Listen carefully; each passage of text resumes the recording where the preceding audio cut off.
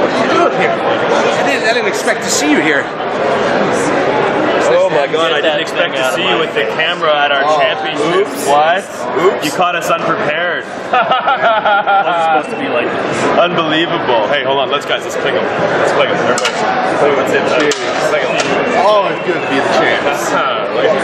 Woo! What? Hey, why are you always shoving a camera in my face? Oh, because when I talk, it's money. That makes sense. This is the money maker right here.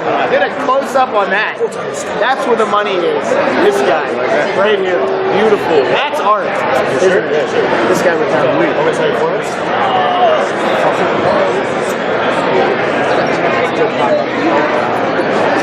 Maybe. Really well. 5 minutes. He takes 5 minutes. 5 minutes is 5 minutes, brother. I think it was like 3 minutes. But it was close. It was close. We'll say 4. 4? There we go. It's for DVD. Cool, I'm on the DVD. Yeah, you are. You are part of the team. Big league, let's go. I got to try to sell some. Ladies and gentlemen, the 6th annual IWC Night of Superstars here in Meadville, Pennsylvania. It's the craziest time of the IWC year. We got stars aplenty, and I got a star with me right now, Super Indy Champion, Chris LeRusso. You absolutely do. It is Night of the Superstars, which means it is the night of Chris LeRusso. But starting out first, we have a big 8-man tag match that was made just seconds before we went on the air.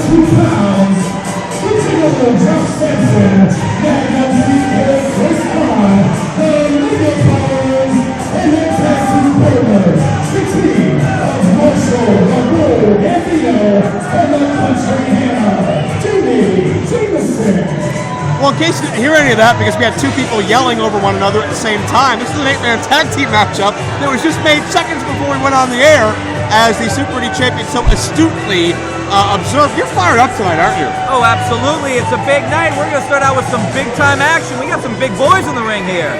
We got the heavy hitters. We're going to have some cleverage in that ring. Talking about the Mega Powers, Jock Sampson and Magnum CK, Chris Kahn, the masters of the after drop. They have really turned things around, turned things upside down in the IWC Tag Team Division, and they're joined by a newfound alliance we first learned about at IWC 16. Marshall Bull taking Jamie Jamison under his wing.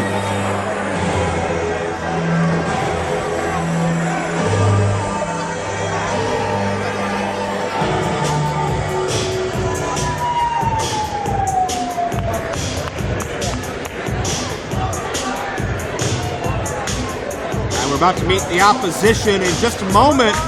8-man tag team bonus attraction.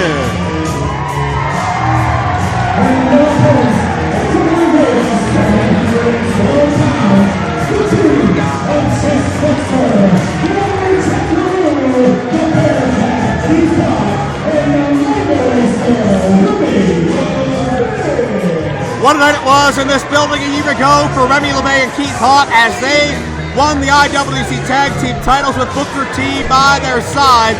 What a night it was for Remy and Hart last night in Wheeling Island Casino as they upended Jaxon, Argos, and RC Dupree Team Storm with Ricky the Dragon Steamboat watching their back. It's clear to me some very important Hall of Famers see a lot of potential in Remy and Keith.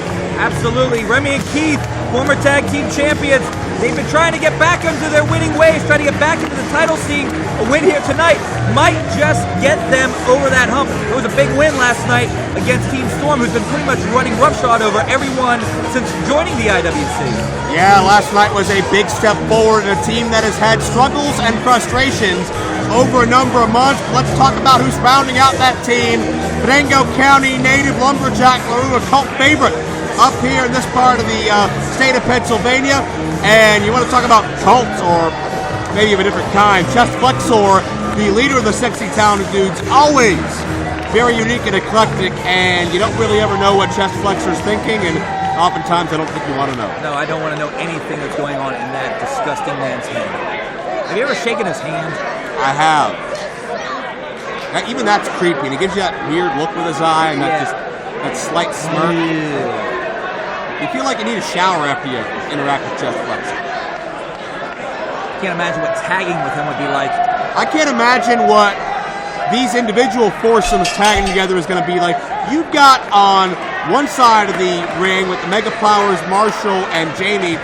You got a couple of pretty big egos and some pretty big loudmouths there. On the other side of the coin, you have four individuals who, all right, I think they can coexist, but they all think entirely differently from one another. Oh yeah, I mean, you can't say that the. Oh good lord. Oh, Keith Hart's jiggling. Like a Jello mold that's pushed off a table. You think he taught Ricky Steamboat how to do that? Oh, good lord. You ever heard of American Balloon? Never mind. I called that match. IndyWrestling.us, you can watch American Balloon freak out the entire IWC company in 10 minutes. But how is Keith Hart? And Keith Hart's a big guy, but let's be honest, he has, let's put it nicely, a low center of gravity. Magnum CK is about 6'6", 300. Yeah, but Magnum CK... Oh, he's being grinded upon. You saw Magnum CK went for that waistlock takedown, and he could not pick up Keith Hart. Oh, I don't think Keith Hart's machinations are exactly accepted in the era Magnum CK likes to channel. Ow! Big boot right to the mush. And just like that, Keith Hart gets shut down. The Mega Powers, hey, they can be loud, they can be boisterous, and they love to have the spotlight on themselves, but when they have to be, they can get the job done. Keep in mind how they dissected, decimated former tag team champions, the STDs, back at Reloaded. CK going to tag in. Qualified to be #1 contenders at IWC 16. Absolutely. Marshall the Bull Gambino, the tag team expert, the tag team specialist. Yeah, the most decorated tag team competitor in IWC history. I believe he's got 5 reigns to his record.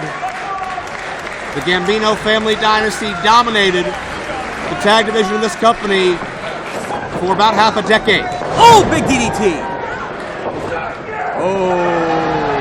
And keep in mind the history between Marshall the Bull, Remy LeBay, and Keith Hart. They had some violent wars throughout 2016. It ended with Marshall the Bull extending his hand, showing respect for the young underdog team. You got to believe now that Marshall has a new young gun in tow. That respect goes. Wow! Look at the strength. That respect goes right out the window. And Jameson has impressed beyond his years. And just a couple of matches, shoulders down for 2. Man who was originally broken into the business by the great Rip Rogers, saw some seasoning at the IWC Training Academy, the Iron City Wrestling Academy, and has been impressive Rip since Rogers. his debut. No wonder he's in a bad mood all the time. You know what Rip's favorite word is? Please don't shake. Magnum CK choking away. Keep in mind, also Rip Rogers' project, former IWC title holder Dylan Boston. So that shows Rip. Great pedigree as a trainer, has had a hand in a lot of great stars in this great sport. And right now it's Jock Sampson, who considers himself the brightest star of them all. The master of the dab. See that dab elbow he broke out a month ago? I did. I think it went viral. He thought in trouble here, but these fans, they really adopted Hart and Remy a year ago. They remember, and they want to see these individuals. Oh, there it is. There's step 1. Wait for it. Wait for it.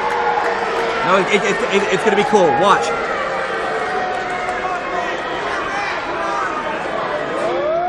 All right, nicely done. Wind up, drop down. Cover to enough. He's taking a lot of punishment. The foursome on the other side of the ring has been making frequent tags. Oh! And they've isolated the smallest man, height-wise at least, on the opposing team in Keith Hart. You gotta believe if Lumberjack LaRue or Remy LeBay or Chest Flexor can get in there, the tempo is gonna turn. And talking about Jamie Jameson again, he really stood out at Proving Ground when Wardlow issued that open challenge. Jameson had the champion run for his money. No! No, people, no! No, turn away!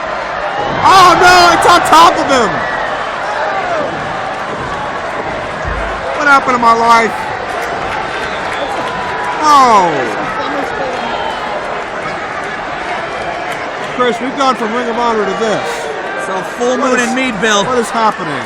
I can't see. I've been struck blind.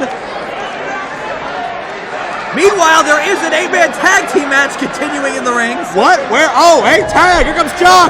Oh, double tag. Is that legal? Marshall doesn't like it. Marshall, look at this. They're stacking them up like cordwood. Remy and Flex are taking care of everybody. Hit him on the top of the head. Yeah. They're going to call in the lumberjack. Well, double team on Marshall first. Big time takedown. Who would have thought Flexer and Remy could work this well together? Oh, double clothesline from behind. Ouch. Dumps both of them out. That's that power of Magnum CK. My goodness. Can't quite see from our vantage point what's going on over there. There's a brawl on the floor going on is what's going on. It's a crazy night. My Sorgatron monitor from last night's lost in transit. I don't know what's going on at this point. But I know Marshall's in the ring, and I know there's, 6 bodies beating the heck out of each other on the floor. They might fight all the way back to Elizabeth. Hey, man, that's where we'll be next month. Hey, what's Marshall thinking? Marshall's thinking pain and destruction. No. Are you serious? Marshall's 280 pounds! Flying bull! Good grief! And Jock is back in. Oh no! Lumberjack doesn't see him. Lumberjack, a huge favorite in this area. Is Jock measuring for maybe a lariat? Lumberjack grew up around these parts. He's a lumberjack and he's okay, but he ducks. Lumberjack drop coming up. No way! Got him! Cover! And that'll do it!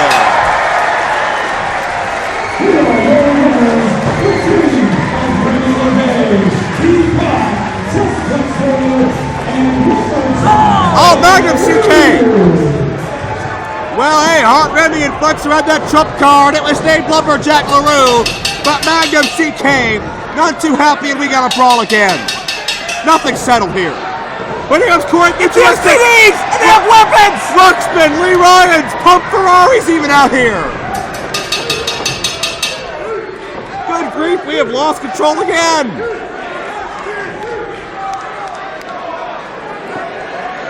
Chest Flexer's buddies had his back. That was one of the most terrifying things I've ever seen in my entire life. The STDs running to the ring bearing weapons. Man, when you told me before we went on the air this was about to get ugly, I thought you were just talking about the STDs. I didn't know you meant the match. And Flexer, I think he'll be okay. Well, he'll be as good as he was. Not sure that's classified as normal by many medical doctors, but there you see the celebration. STDs, Lumberjack LaRue, Keith Hart, Remy LeMay, standing tall, let's hold hands and spin. It's all successful here at Meadville, Night of Superstars 6. We're all having a great time.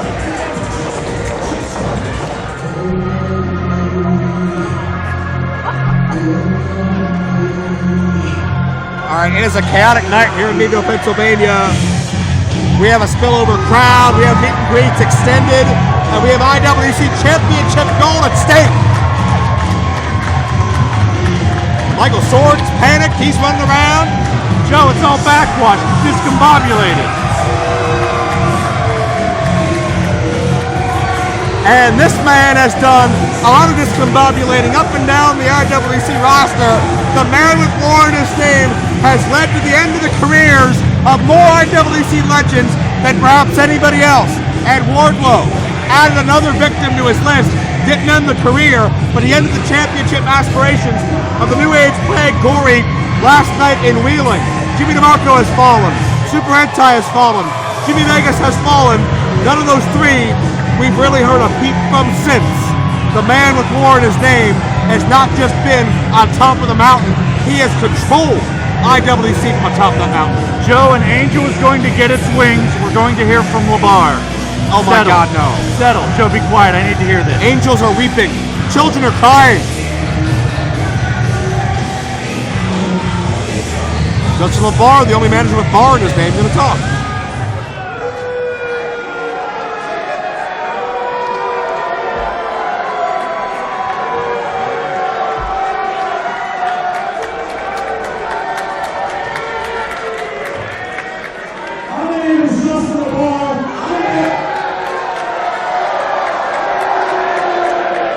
He is right. That is his name. Now it goes downhill. Let's do a fact check meter.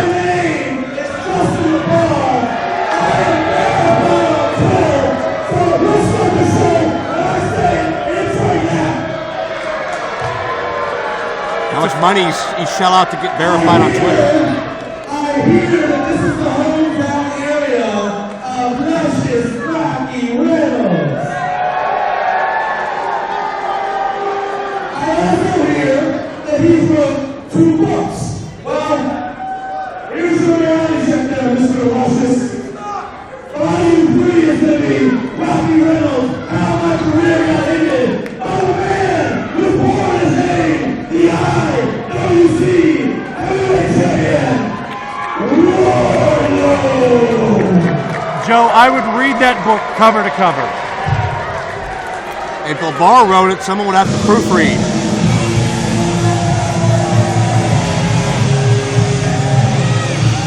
But don't get too big for your britches, gentlemen, because you've got a bona fide Pennsylvania hero in the Northwest PA area who's been the embodiment of wrestling in this region for well over a decade. Luscious Rocky Reynolds actually was victorious in the main event of the very first IWC Night of Superstars in Meadville. And every year he's come back, and every year he's faced the best of the International Wrestling Cartel. Could tonight be the night Rocky changes the face of IWC and wins the IWC Championship? Hey, I'm not going to take anything away from Rocky Reynolds. He's a guy that always takes it to you. He always goes out there, and he has been very, very successful in IWC, and especially in this town. However, he's never gone against Wardlow. He's never had to face a mind like LeVar, and I think Rocky Reynolds is going to be punched in the face Rocky Reynolds. Can that be his new nickname? Rocky Reynolds, a 4-time NWA Junior Heavyweight Champion in his travels. Let's go to Kitch.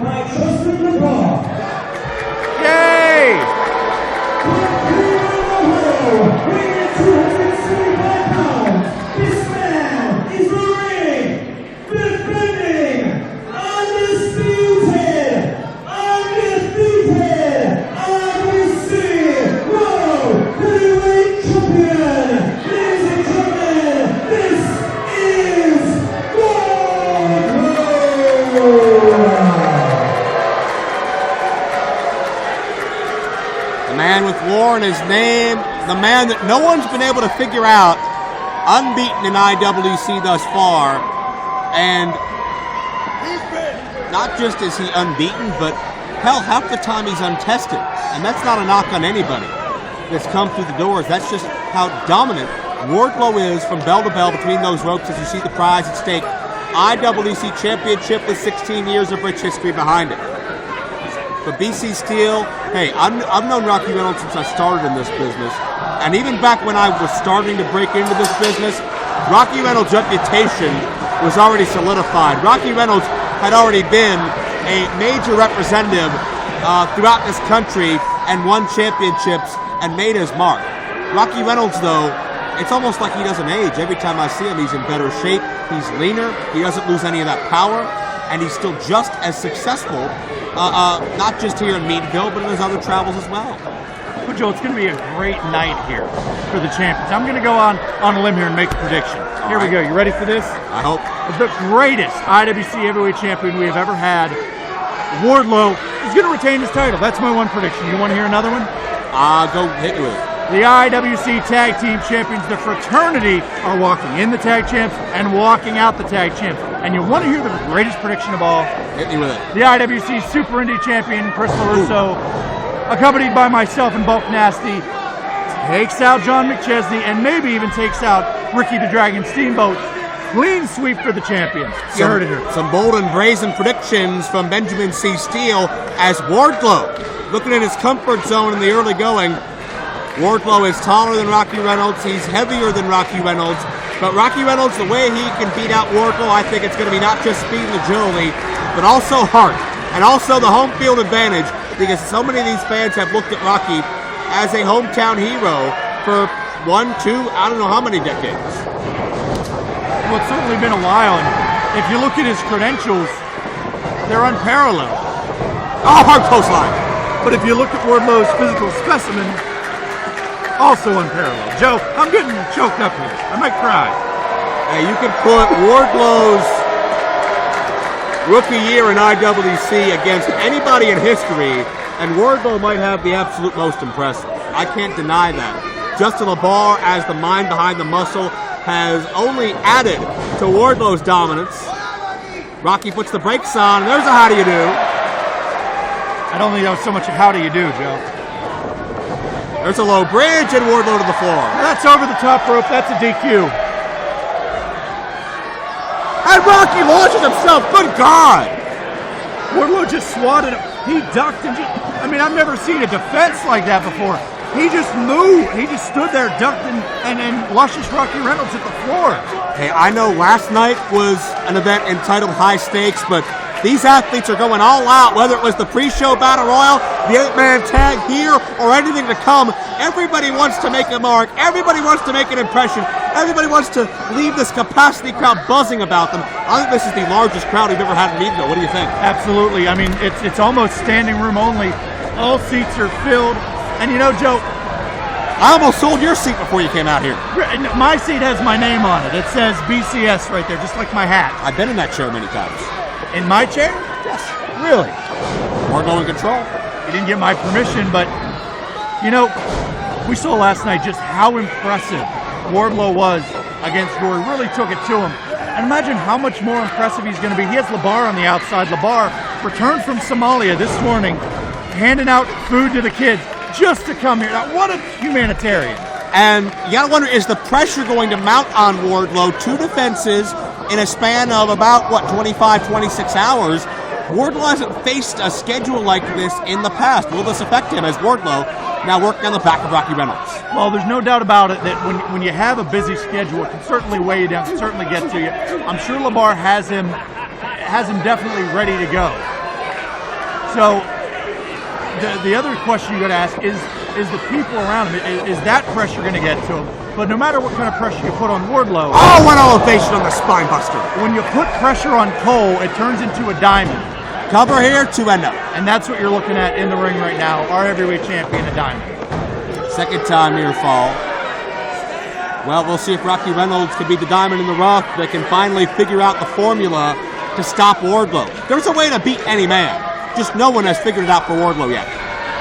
Well, unless you've got some sort of kryptonite, I don't think you're going to be defeating Wardlow. And he's just so impressive. And why are they... Come on now. All these people are doing chanting for Rocky is going to get Rocky Reynolds more and more hurt. What do you want them to do? Sit quietly? Well, they should respect Wardlow's wishes and respect Justin LeBar, whose ears could be hurting from such loud noise. Oh darn. Oh, not his ears. Yes, both of them. Rocky Reynolds going to elevate Wardlow. Wardlow's about 275. Can't get the big man up. Hey, Wardlow deserves a ton of respect. He's got the IWC Championship, number 1. Number 2, I don't think I've ever seen Wardlow get pinned in my life. Number 3, Justin LeBar. Hey, I can't argue with success, but the swagger these guys have about them does not lend themselves to getting respect. You don't demand respect, you earn it. And as far as I'm concerned, in Meadville, Wardlow still has something to prove. Well, Wardlow may have something to prove in Meadville, but you got to look at the bigger picture, Joe. I know the people in Meadville really don't get things like Look at this strength. Woo! The belly-to-belly release. They don't really get things like cable and any access to the outside world. They still get their water from wells. But that's the man in there right now. That is the king. And a second time. Good grief. And that is a king's suplex that you're seeing right now. Joe, I think he could toss Rocky Reynolds all the way out here. And Wardlow, the scariest thing, and we've talked about the credentials of Rocky Reynolds, a hero, a veteran for well over probably about 2 decades. But Wardlow is making it look easy. The most decorated man to come out of Northwest Pennsylvania independent wrestling, and Wardlow is making it look easy. And you rattled it down before, Jimmy DeMarco, Super Hentai. We've seen him go toe-to-toe with the likes of Jimmy Vegas. And everybody put in his way, he sends them down. RJ City, DJ Z. He beat 3 or 4 guys at Proving Ground. Wardlow was going to finish Rocky, but Rocky counters. Can he get the slam? No! Too much weight cover? No. Your fault. Showing you Rocky Reynolds still has some fight left in him.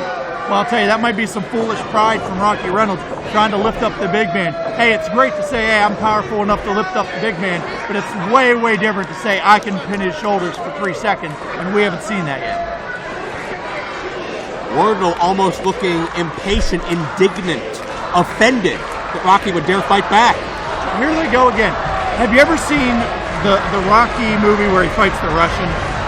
The Rocky Reynolds movie? No, there was another Rocky. People in Philadelphia built a statue to a movie. Good for them.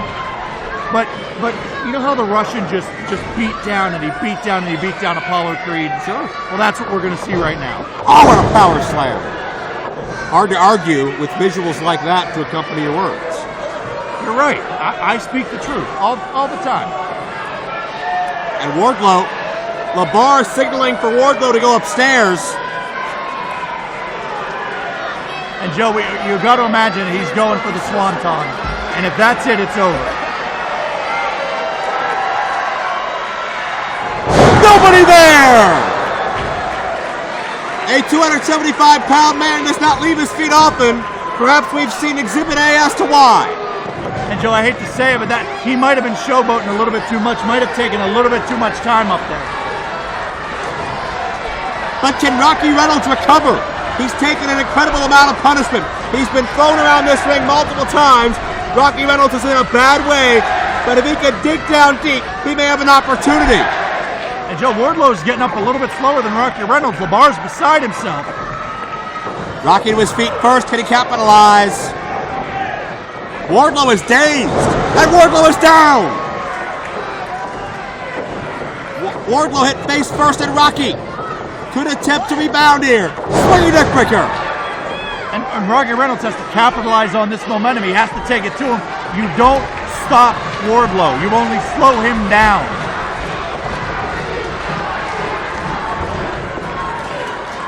And Rocky, he got Wardlow. He got the slam that time. Joe, that might have torn every muscle in his back. Well, it certainly took a lot out of Rocky Reynolds, but did it take more out of Wardlow? That's the question. Can Rocky get a cover here? Wait a second. Oh, Wardlow's not the only man in the ring that can specialize in a swanton. Rocky Reynolds with one of his own. LeBar on the apron. Come on, Rocky has the title on. Well, he's actually telling him Wardlow actually owns the rights to the swanton. Oh, get out of here. Yeah, he's true. He's letting... Oh, no, wait a minute. No, LeBar didn't do a thing. This is uncalled for, undeserved. LeBar deserves it just for showing up. Beautiful. No, why was that deserved? LeBar should mind his business. Wardlow with a boot. Oh, no. That fireman's carry. Swinging neckbreaker.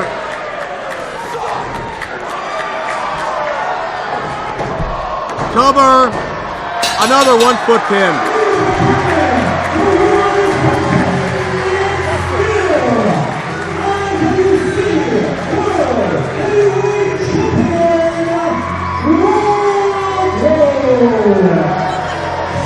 Joe, in all the time that I've seen Rocky Reynolds, I have never, ever seen something like that happen to him. I've never seen Rocky Reynolds pinned with 1 foot. Never saw it for Gory, for Vegas, for Hentai, for DeMarco. But Wardlow's done it. and Wardlow continues to be unstoppable. Can I go check on LeBar? Please stay here. But he's, I mean, right in the face. I never thought I'd say this, but please stay close to me. You're starting to like me, aren't you, Joe? We'll go with that. Who's going to stop Wardlow? That's the question we continue to ask at IWC, and as of now, there is still absolutely no answer. Wardlow reigns supreme.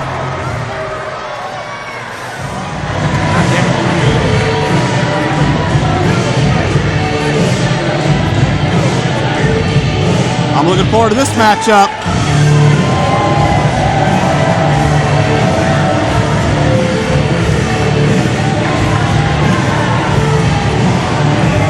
You want to talk about growing up in this business with intelligence around you? Second generation. Rachel Ellering is the daughter of the manager of arguably the greatest tag team in the history of professional wrestling, the Road Warriors. I'm talking about Precious Paul Ellering. And Rachel Ellering is an individual who is very young in her career, I believe, maybe even under 2 years. But she has caught the independent wrestling world by storm. Her debut was November 21st, 2015. And speaking of catching the business by storm, you know who she was trained by? Lance Storm. And she's not an egomaniacal idiot about it like other people. What are you trying to, wait a minute, what are you trying to say? Nothing. Who? Go ahead, say it. Not Jim Neidhart, Lance Storm. And welcome to Pittsburgh. Oh, big deal, Joe. You can read a sign. Way to go. Britt Baker, the embodiment of the IWC Women's Division, successful over Ms. Katie Arquette a night ago. Steps in a battle once more. Britt Baker has won that championship and represented this company with pride, dignity, and class all the way. Wouldn't you say? Well, I personally would have much rather seen a Katie Arquette be our IWC Women's Champion. But I will say that everybody that's gone in there, she has certainly represented not only women's wrestling, wrestling in general, the city, and IWC. And unfortunately, I'm still not allowed within 50 feet of her. Let's go to London.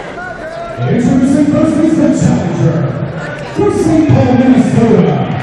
She is the one-woman Minnesota wrecking crew, Rachel Ellering.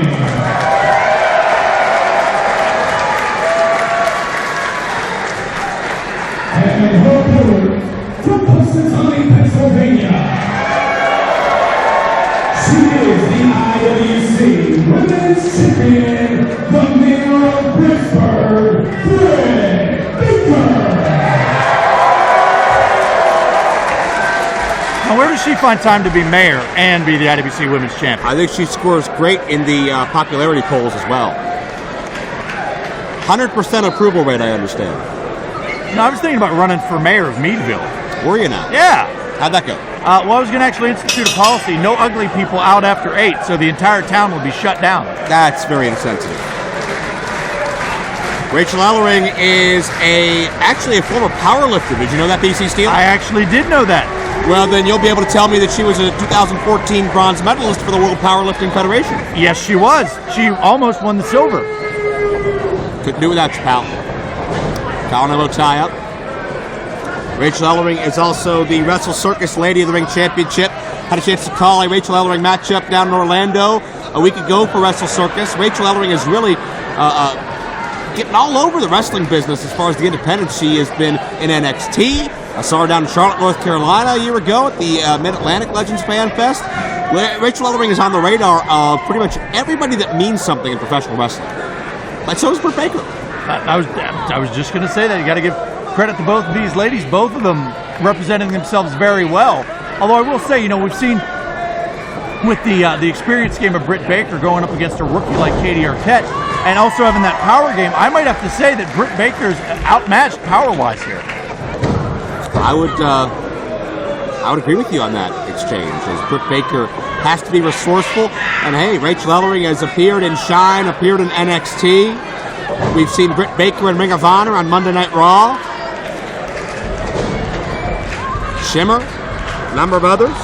Britt Baker's been literally coast to coast plying her trade, and that's not easy to do when you're only 18 months in the game or so. which is definitely ahead of the learning curve, so to speak. Both individuals are, no doubt about that.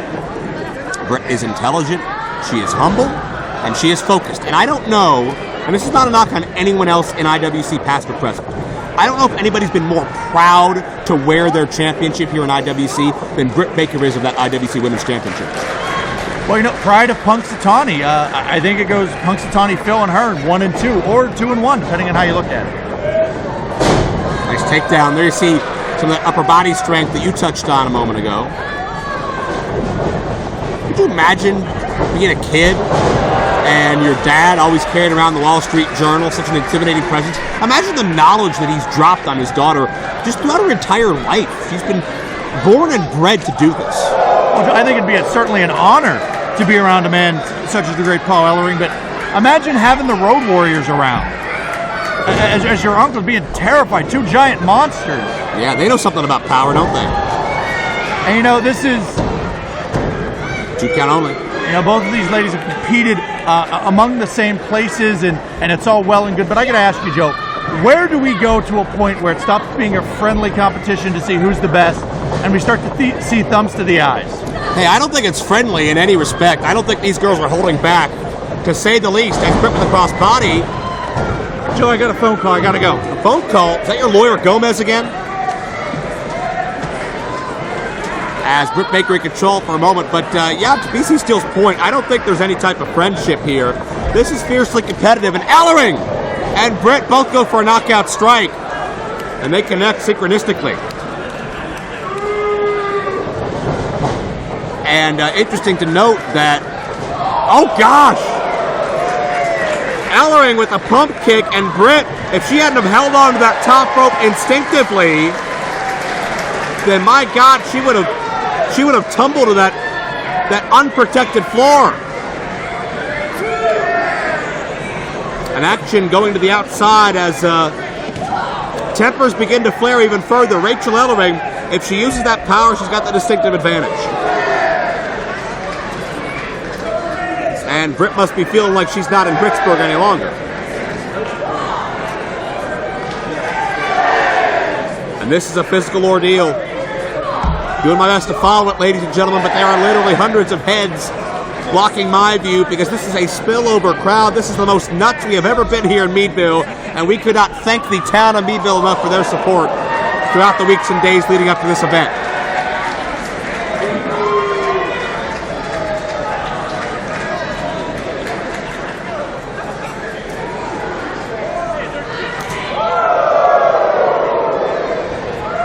You can hear the fierce striking game.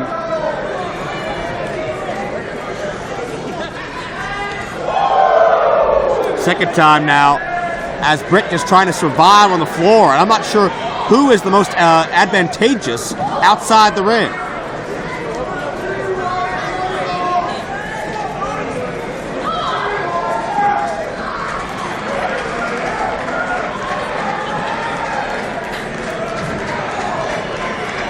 Britt and Ellering certainly taking the scenic tour around this ring, but this is in no way pretty anymore. This is a down and dirty slugfest. Head of steam, look out. Oh! On the rebound with the thrust kick.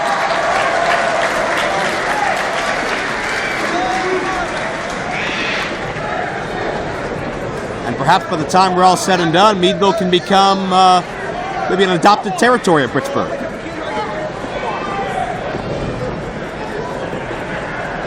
Back into the ring they go.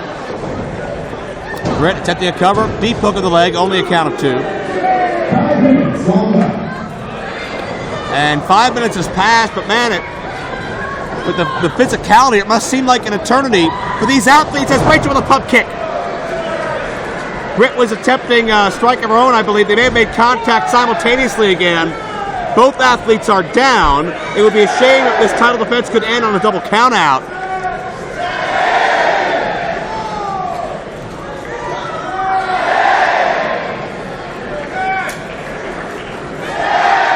Who's going to get to their feet first? There will be a decisive advantage there.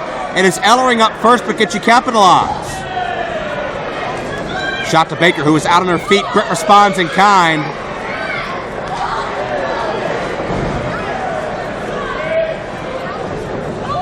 And they're having trouble standing, but they're still firing away. And you can hear they're getting the most out of these strikes.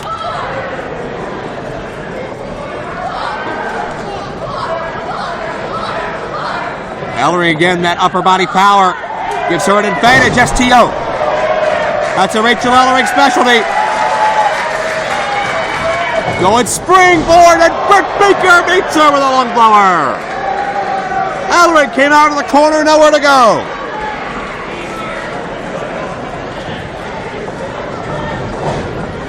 And Britt on top, hook of the leg for 2. Amazing if history could be made, and we could crown a brand new IWC Women's Champion.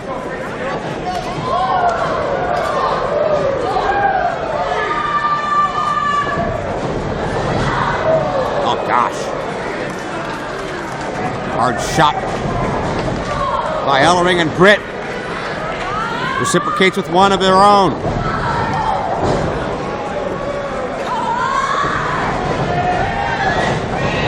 And change of directions here. Watch. Britt! That discus form! That's put away many challengers. Will Rachel be one? No. My God. The intensity in this matchup is off the page. It's Rachel Ellering. Sidewalk slam, nicely done.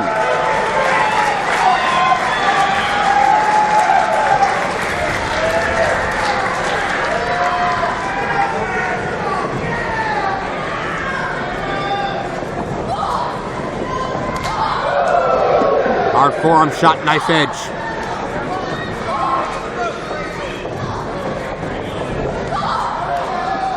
And Ellering, the physicality just continues to escalate. And modified Hiranagi suplex.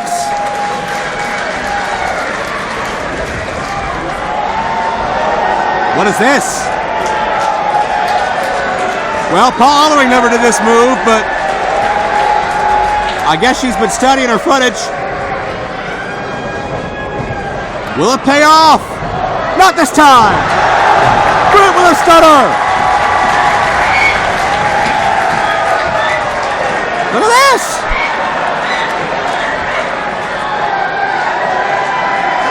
Well, it's a little early to celebrate, young lady. We're having a good time in Meadville with championship at stake. That could backfire. And it's Ellering with a cutter. We may have a new IWC Women's Champion. Springboard down with the leg. Cover, no.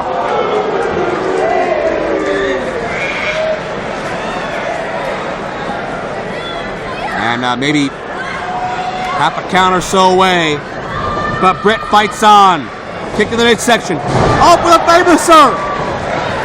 Britt Baker hooks the leg. No. And what a battle we are seeing. What an ultra competitive battle. One of the greatest women's matches in IWC history. Ellering to her feet, but Britt Baker charges in. In a second time.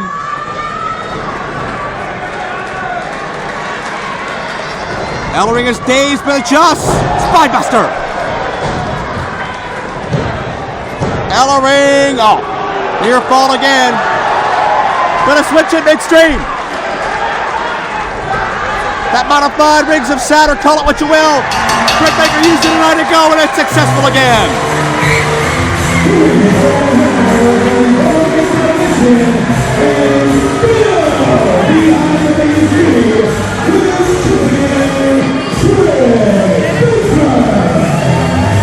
Britt Baker once again holds her pride and joy in the IWC Women's Championship.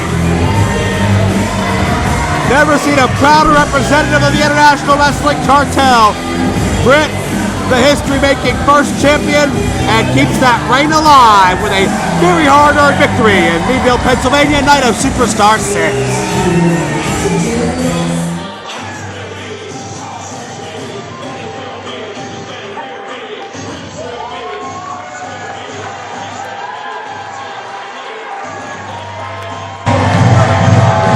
are set for the IWC Super Indy Championship and most decorated Super Indy champion in the history of the International Wrestling Cartel, Big League John McChesney.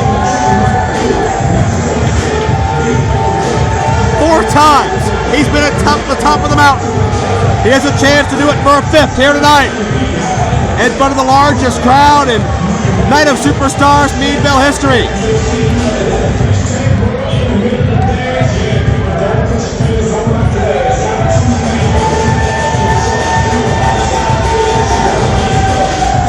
John McChesney is focused. We thought McChesney would win the championship at 16, but controversy prevailed, which allowed us and necessitated us to have a special referee here this evening.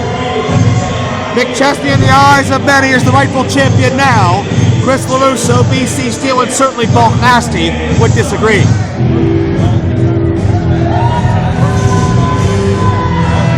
The title would put McChesney on the map.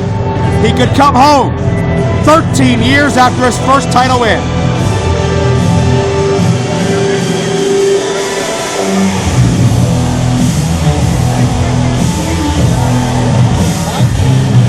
I said 13, I believe it was 12 years. It was McChesney in low-key center of the ring. Super Indy 4 in 2005. This man, being led to the ring, was only starting his wrestling journey, only dreamed of one day being on such a stage. But 12 years later, Chris LeRusso walks in, the defending champion, and in his mind, the heir apparent of the successes, the legacy, the championship glory that IWC provides. Daniel Hooven at ringside in McChesney's corner. McChesney served as a mentor to Hooven ever since the month of January. Hooven and Bulk Nasty had their run-in at 16. But is it going to be enough?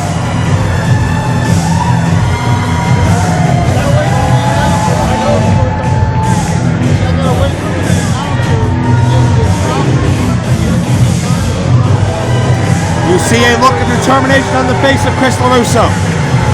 Focus personified.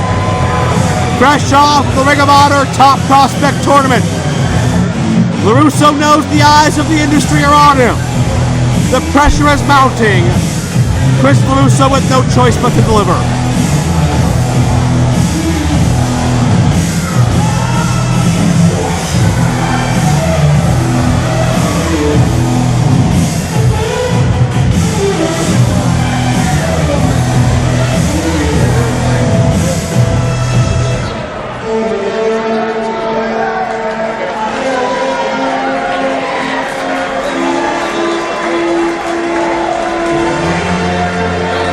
With this music, I feel like channeling the spirit of Gary Michael Capetta, even though he's not even dead. Ricky the Dragon Steamboat, the special guest referee, and what an entrance this is going to be.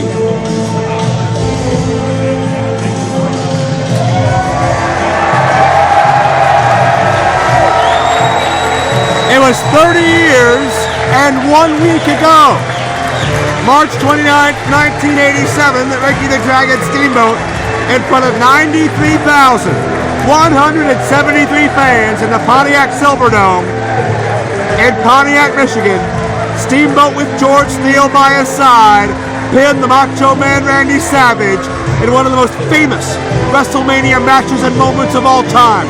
Who will get their moment tonight in the Super Indy Championship match?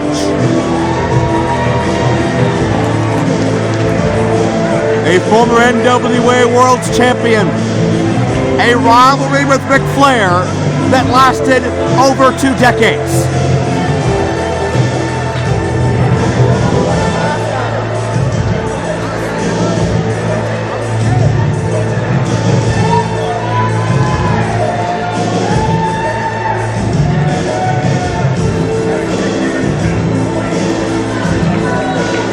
And there will be no mistakes.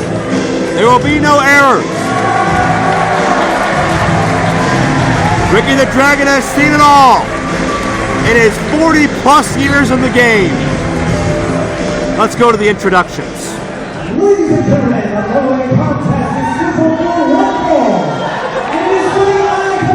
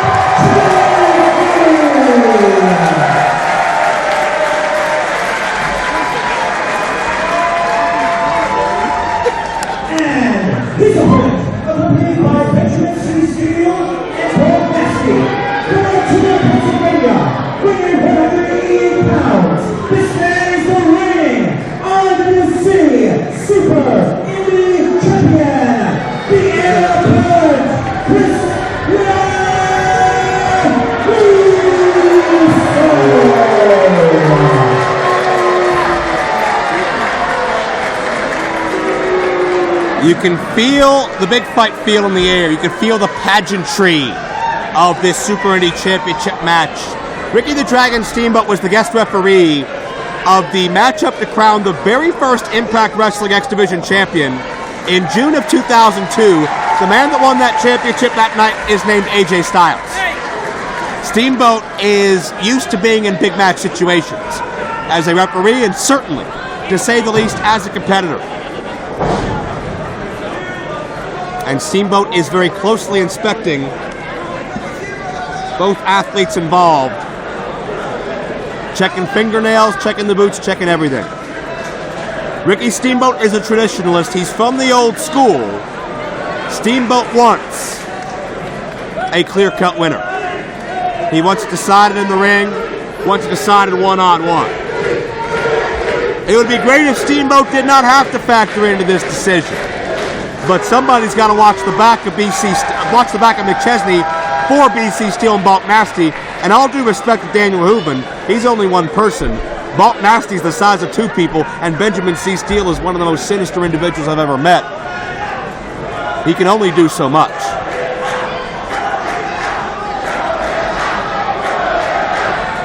These fans have an inkling of what Bulk and BC Steel are all about. Ricky the Dragon Steamboat sounds for the bell, and McChesney and LeRusso circle. LeRusso has personified the Super Indy Championship for really about 6 months now. McChesney, through 4 reigns, was the face of the division for several years. LeRusso feels that to accomplish what he needs to eclipse the success of the likes of AJ Styles, Chris Sabin, Colt Cabana, Delirious, Corey Graves, DJ Z, and yes, John McChesney.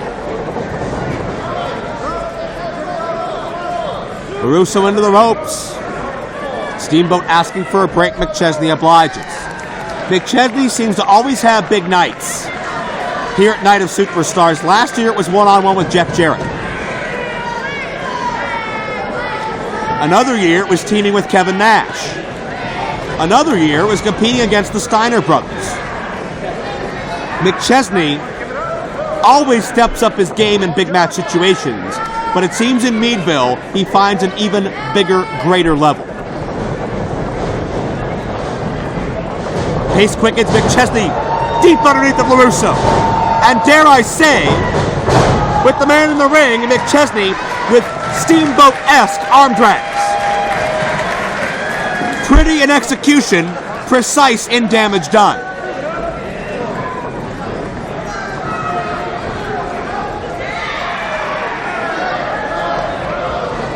Knife edge chop, but nobody there.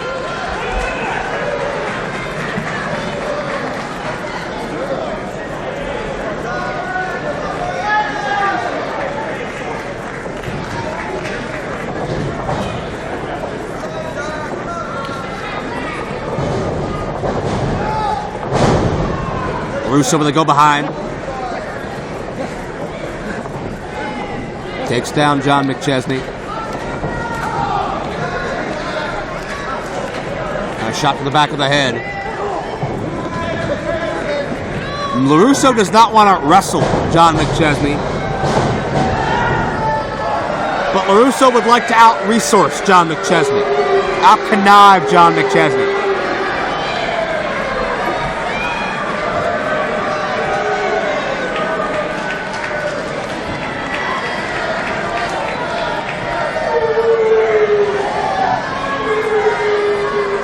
Steamboat asking that the fist remains open, claiming McChesney's done the same. LeRusso's complaints, as of now, fall on deaf ears.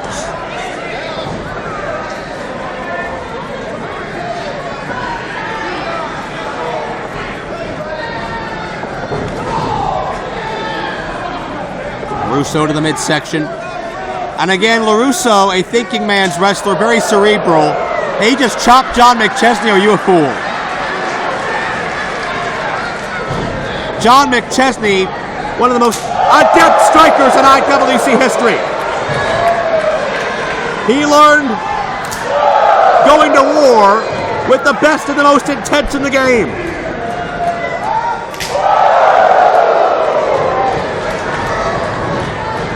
LeRusso elevated and dropped down.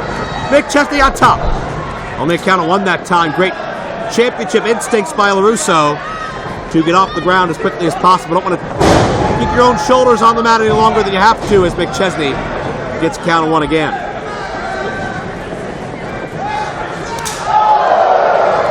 Hard shot.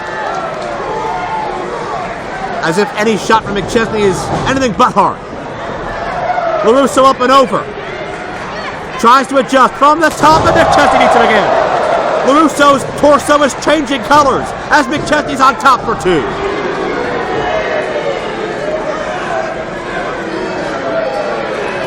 And Steamboat on top of the situation. McChesney will control a face-to-face striking game. LeRusso gets the knee up. Don't forget how adept LeRusso is at various types of martial arts. As LeRusso with the armbar takedown, on top for 2. If there is a combat style and a dojo in existence, LeRusso has studied under it and been there. Top wrist block by LeRusso.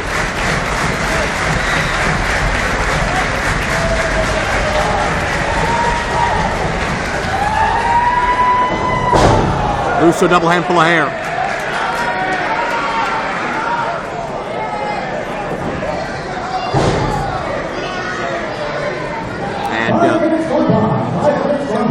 Steamboat quick to question LeRusso about that. LeRusso had his own answer prepared, but we saw what happened. This LeRusso using the rope for unfair advantage.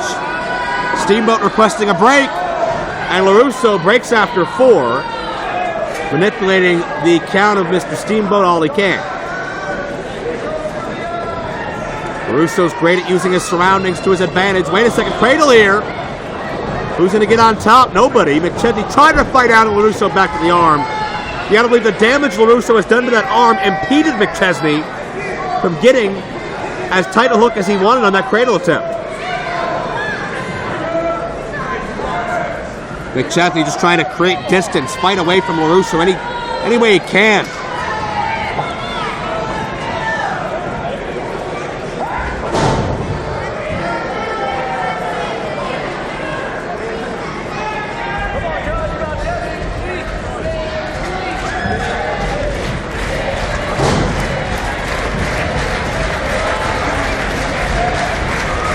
LeRusso now on McChesney.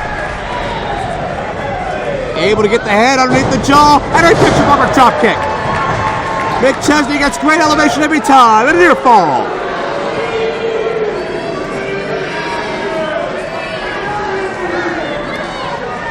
McChesney trying to shake some feeling back into that arm.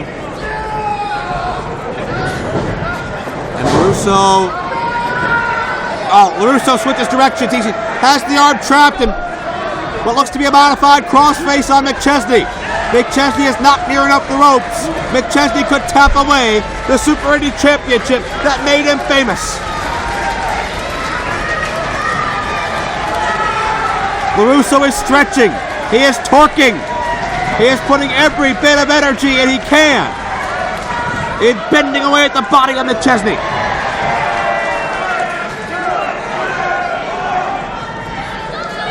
And McChesney just barely gets to a rope. Steamboat demanding a break, and quickly.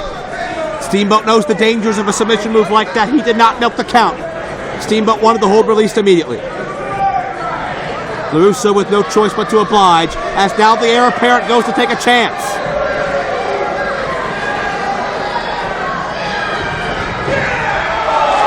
And McChesney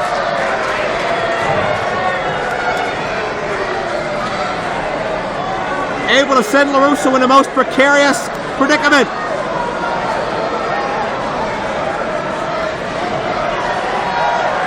From way up high, big Turkey superplex. It's a Hail Mary from the challenger. Is it enough? No.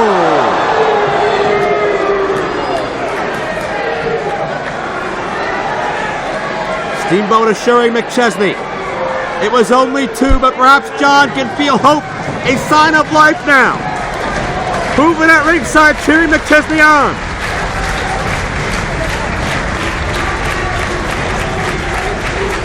And LeRusso gets a knee up. Man caught McChesney around the temple. Back to the arm. Hammerlock takedown. LeRusso on top, hook of the leg. LeRusso less than half a count away.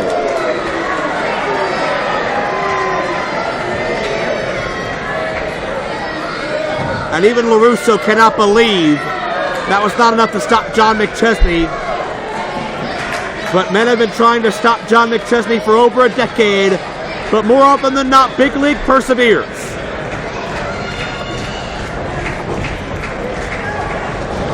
Power on attempt perhaps. McChesney.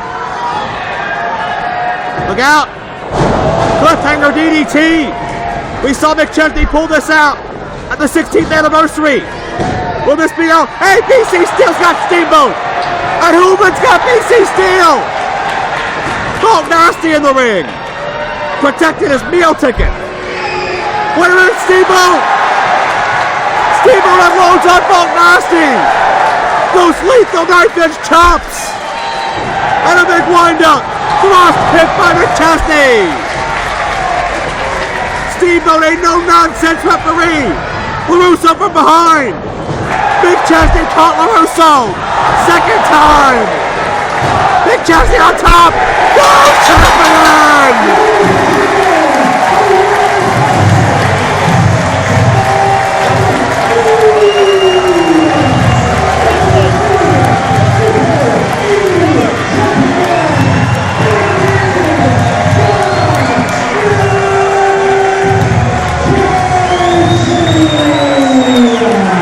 History has been made in Meadville, Pennsylvania! For the first time in a decade! And for the 5th time in his life, John McChesney is Super Indy Champion!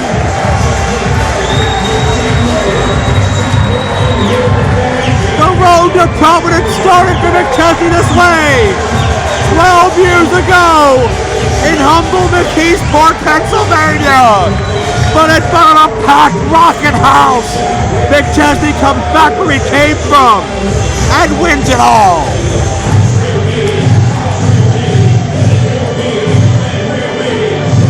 And what an honor to be presented that championship by Ricky the Dragon Steamboat, a Hall of Famer through and through. And with his buddy Daniel Hooven there to celebrate with him, there's got to be no greater feeling for John McChesney.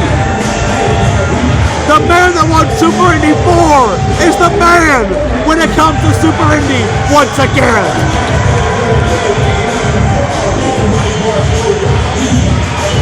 And you can talk about your heir apparent, you can talk about your legacy, but John McChesney's story is not done being written yet.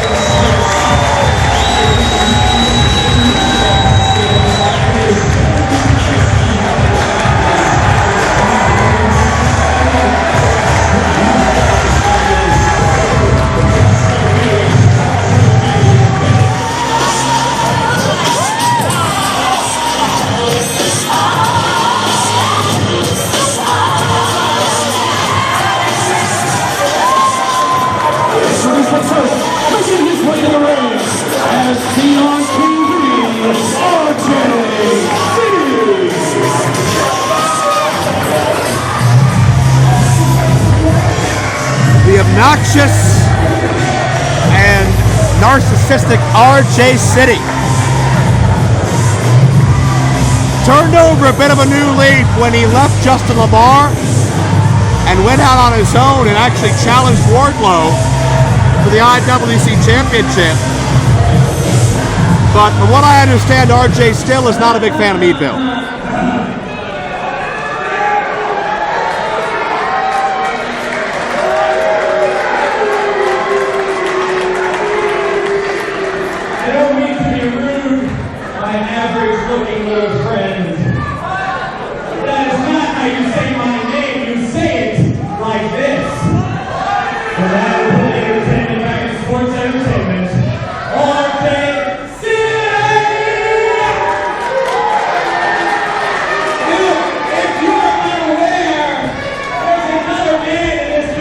Who also likes to announce his own name?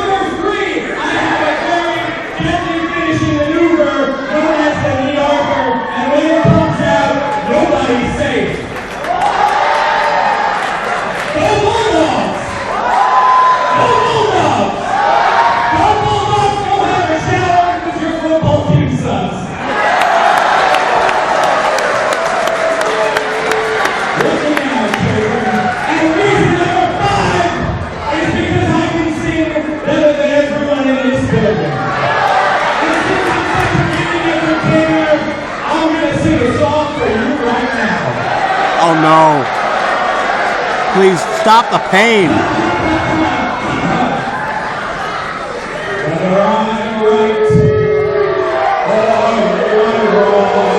Get the hook.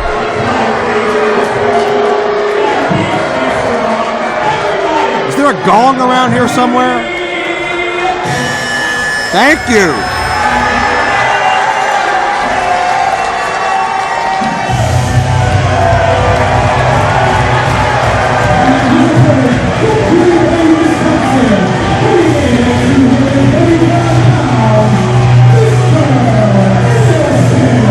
Ken Anderson is a former two-time Impact Wrestling World Heavyweight Champion.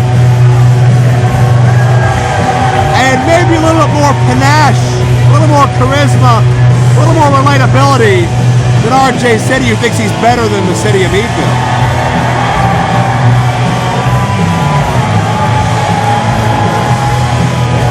And not that great a singer either.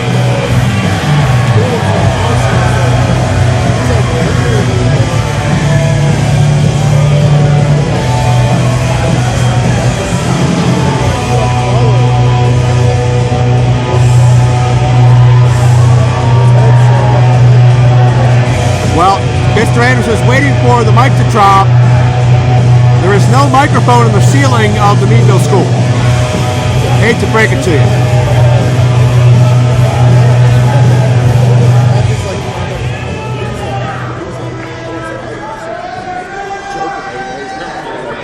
How are we going to solve this conundrum? He's not taking it well.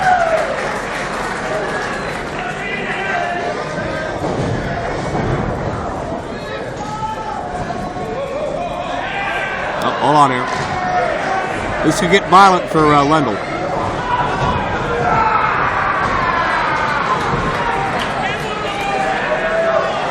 This is good news for anybody. Anderson's hot.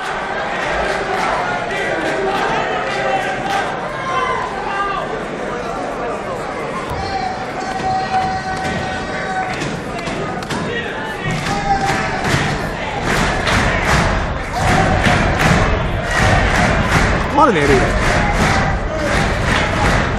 This feels vaguely familiar to me. Not sure why.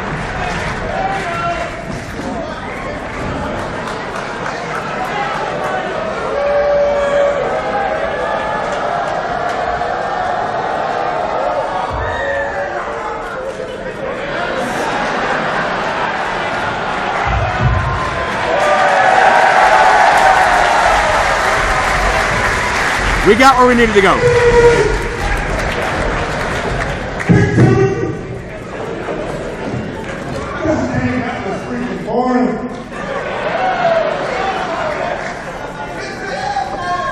Ladies and gentlemen, this next contest is game over. One fall.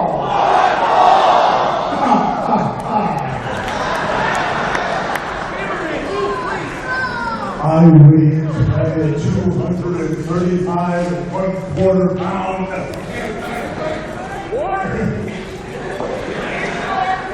I will hail from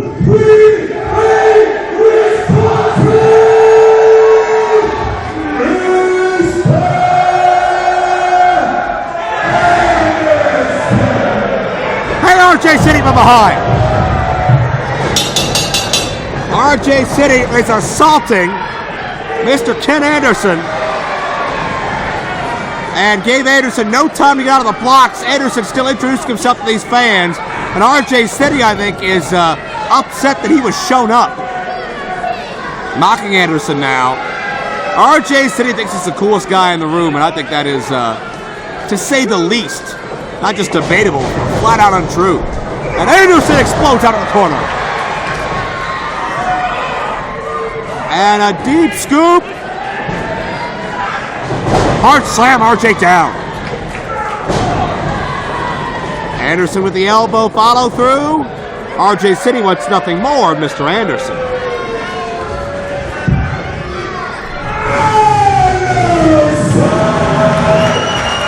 Hey, we got there.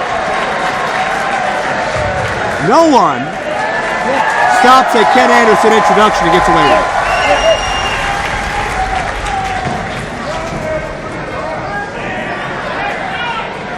And now Anderson goes to work on RJ City on the outside of the ring, as RJ's done himself no favors infuriating Ken Anderson in the early going of this contest.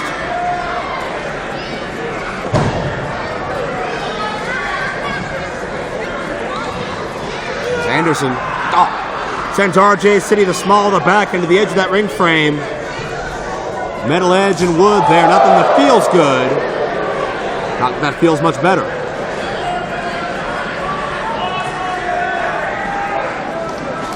Oh, and RJ to the odds.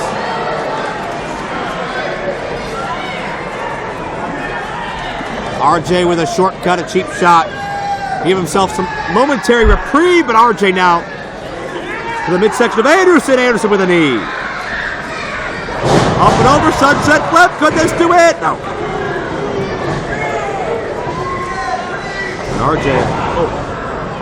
And RJ got the elbow.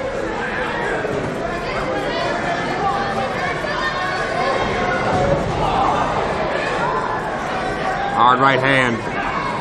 Second time, and RJ City hanging Anderson up on that top rope.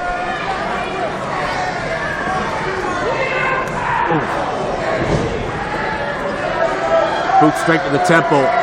Again, RJ City's going to be looking for knee Arthur, which is his B. Arthur resembling knee pad to the skull. Couldn't make this up if I tried, folks. As Anderson being punished. I just hope RJ City does not get an opportunity to finish that song he was crooning out before this matchup started.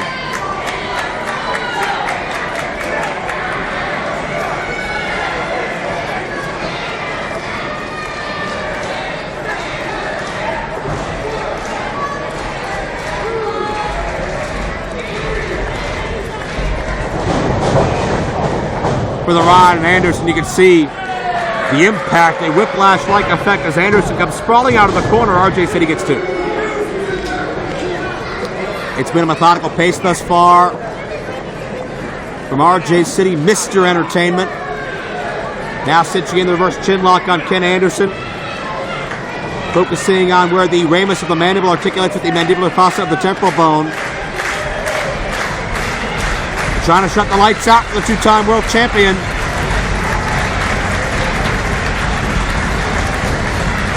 Crowd rallies behind Anderson, who gets to his feet. Breaks the grasp. Duck of the clothesline, duck of the elbow. Anderson, oh! You can sense Anderson may have been attempting to build some momentum there, but RJ City shuts things down with a straight knee to the midsection.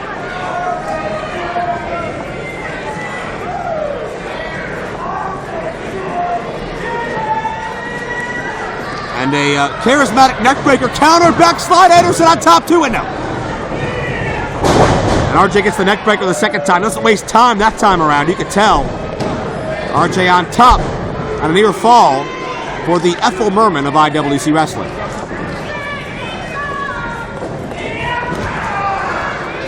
Hard kick to the spine. Anderson in a bad way.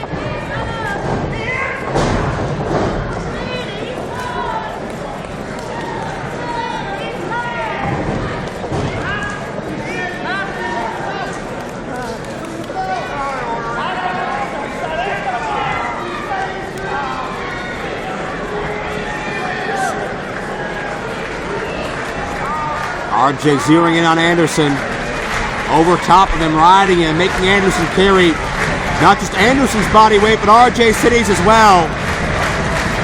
Anderson's going to expend so much more energy if he's able to get off the canvas here, but that's a big if at this point.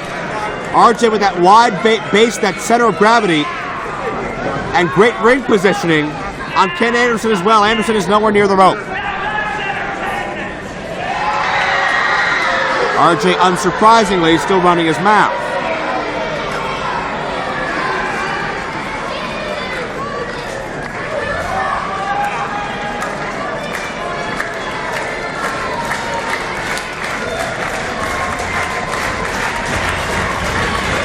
And RJ is trying to take the crowd out of this thing.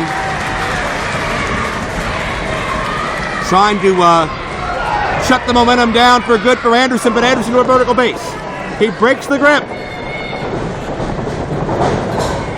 for the rod. Anderson, oh, not sure if that was spit or gum or a tooth, but Anderson hit the buckle hard. And the running, jumping slap to the face. Anderson is the least amused of the bunch, as you might suspect. Dark post line. And a back elbow. And that was the worst thing RJ City could have done because he woke Ken Anderson up. And there's a paintbrush job of his own. Second time.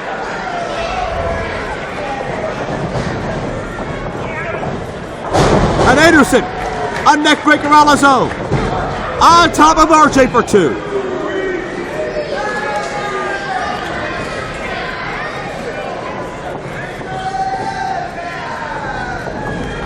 Anderson elevates RJ City. Could be that Finley roll he likes to use.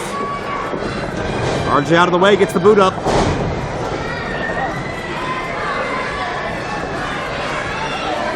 And it's RJ City going to take a chance. Second turnbuckle on the inside. Anderson not going to wait to see what's next.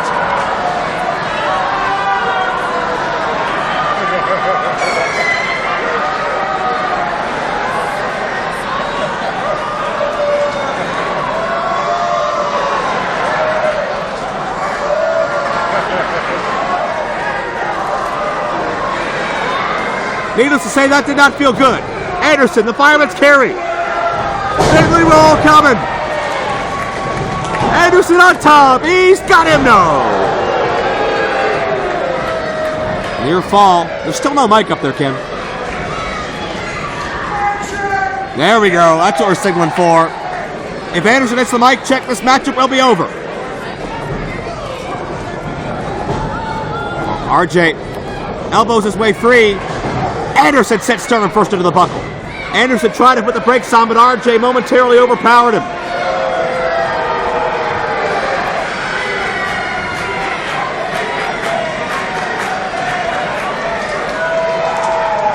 And RJ has lowered the knee pad. He has exposed Knee Arthur. And if Knee Arthur meets Ken Anderson, this match could be over. Anderson sidesteps. Roll up, no. RJ escapes. Anderson and his team. B. Arthur countered. Anderson. Mic check. With authority. Hook of the leg. Mr. Anderson victorious.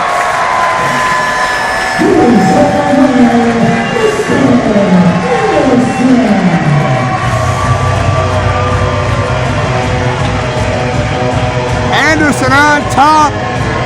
RJ City will not get to finish his solo tonight in Meadville.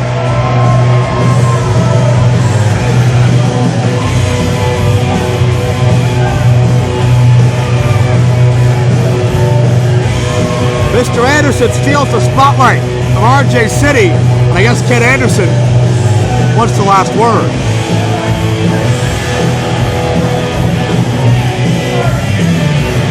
This could take a while. No, we'll just go through it. Ladies and gentlemen, the winner of this match from Reynolds.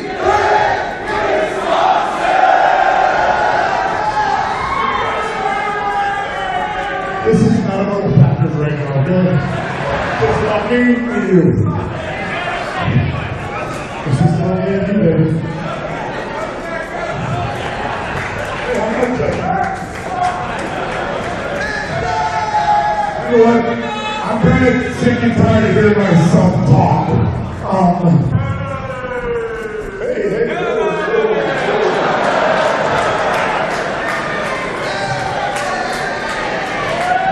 Are you trying to get me in trouble? Look, so I'm kind of sick and tired of hearing myself talk. So maybe one of you guys can give me a hand. Lord knows Lendl and Kitch need help. Is there anybody out there worthy of coming in this ring and helping me out?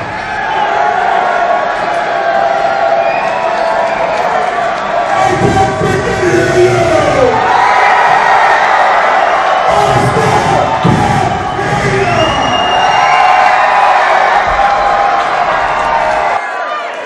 Don't suck. Good night.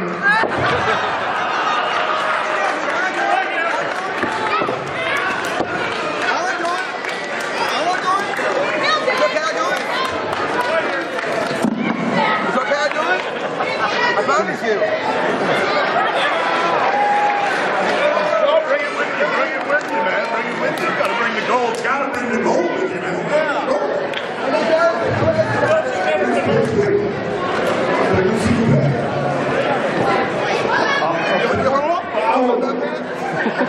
Hey, the first time ever.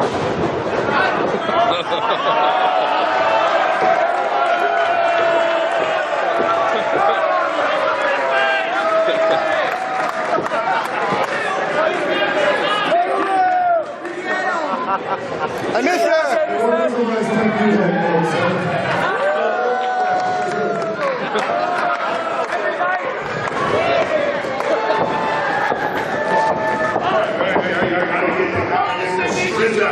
Okay, what's your name? My name is Bobby Johnny. I'm here in Ohio, and my man is the visitor coming here tonight. Hang on, we gotta save that. That's right here. Boom. So we go something like this. Here, let's start this way. See that camera right there? You want to hold the microphone? Oh, geez, is there anything else you bring? The winner of the match. Winner of this match. From PFP Master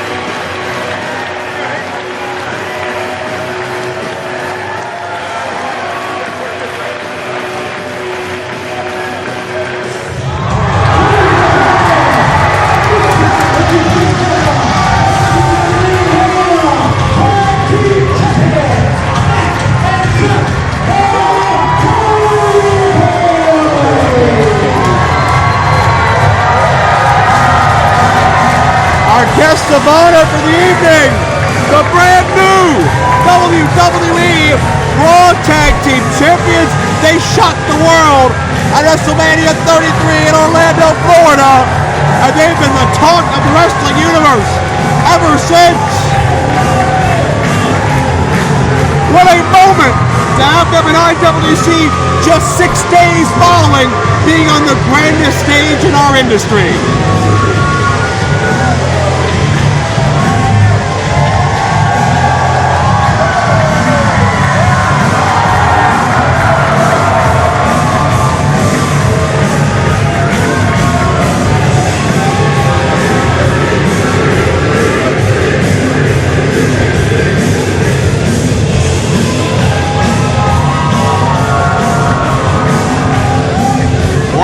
Every person in this building is standing.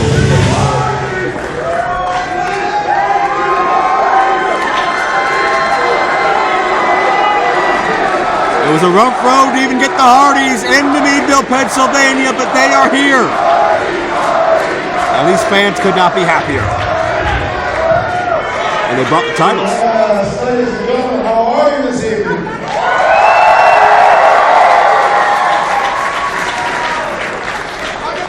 Just in case you guys didn't catch WrestleMania last Sunday.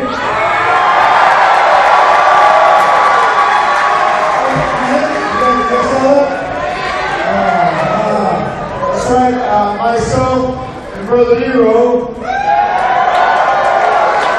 walked into WrestleMania and returned to the WWE and left as the Raw World Tag Team Champions.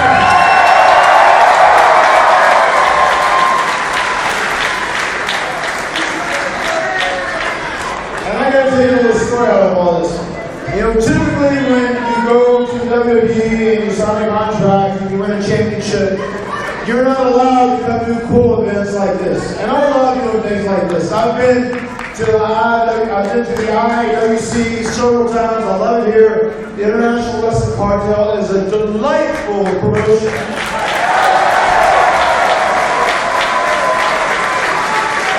And we wanted to build this prior booking we had before, so So we asked Mark Carano to Triple H to Vince McMahon. And they let us come here, so we are here, and I thank you for that. Thank you, WWE.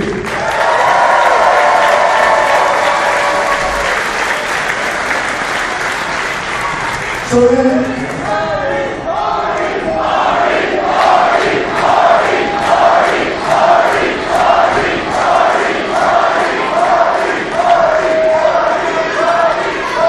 so in a trade-off for being able to come here and appear and sign autographs today and meet all you guys, we had to find a substitute for our match.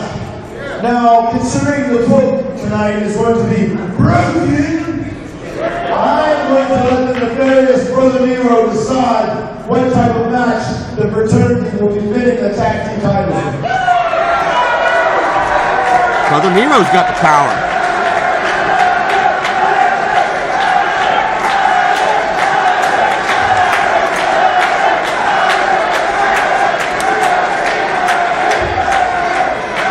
Fate of the Fraternity in the hands of the Hardys.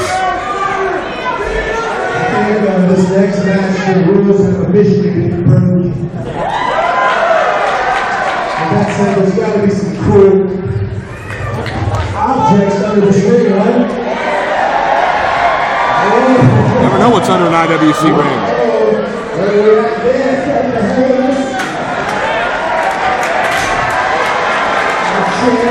Down a chair.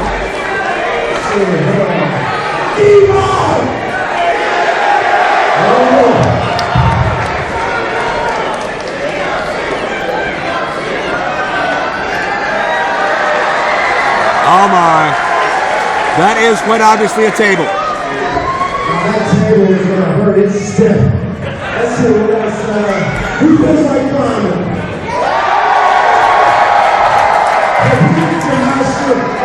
The Hardys over here.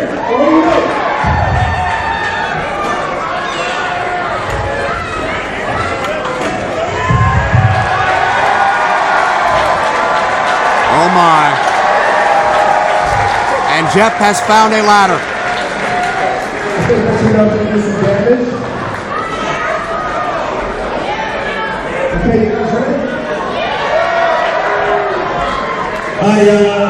I hate to interrupt this little WrestleMania hangover. Fraternity involvement. Because I know you two folks are so broke you couldn't even afford the damn thing.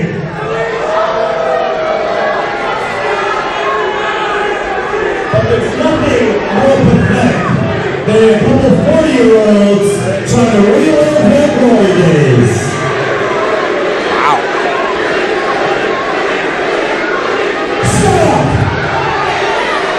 Can we delete his microphone? These people may chant broken and delete, but the only thing broken about you two is your integrity.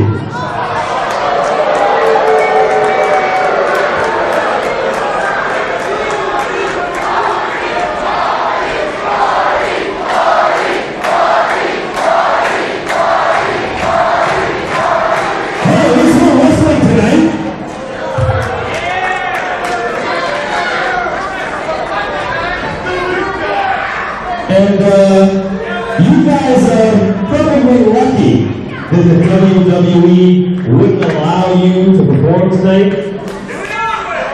Because you used to be all of these folks' idols. Heck, you used to be Team Extreme. But now, you're just Vince's bitch.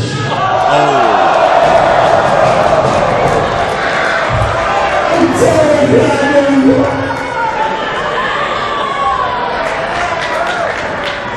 What a cute little joke. Too bad you're not telling them never wait for this speak behind.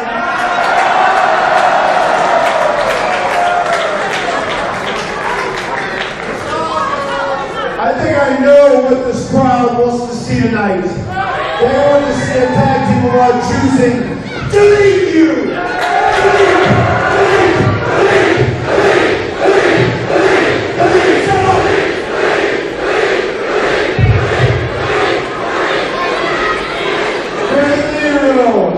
What tag team do you choose?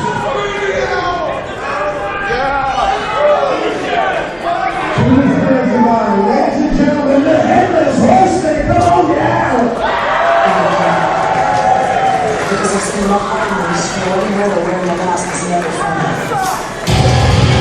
let's see the selected tag team that the Hardys have found to fill a very big void on this card, let's be honest.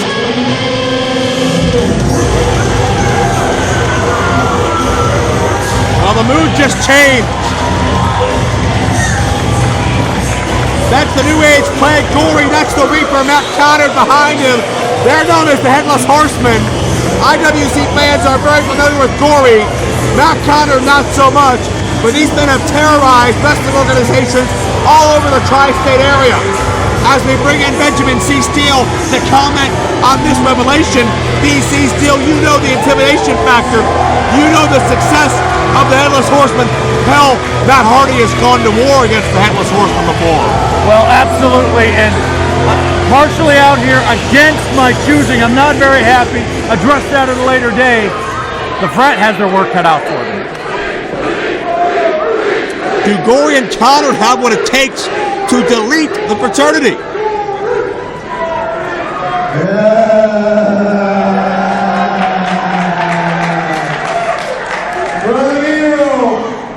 Now that the Headless Horsemen are here to face these two obsolete youths, what will be the fate of the Fraternity? Oh, it's easy. They'll fade away and classify themselves as obsolete. They'll fade away and classify themselves as obsolete.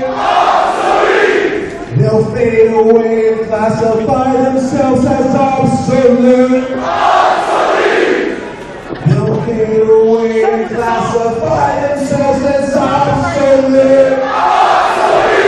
IWC Night.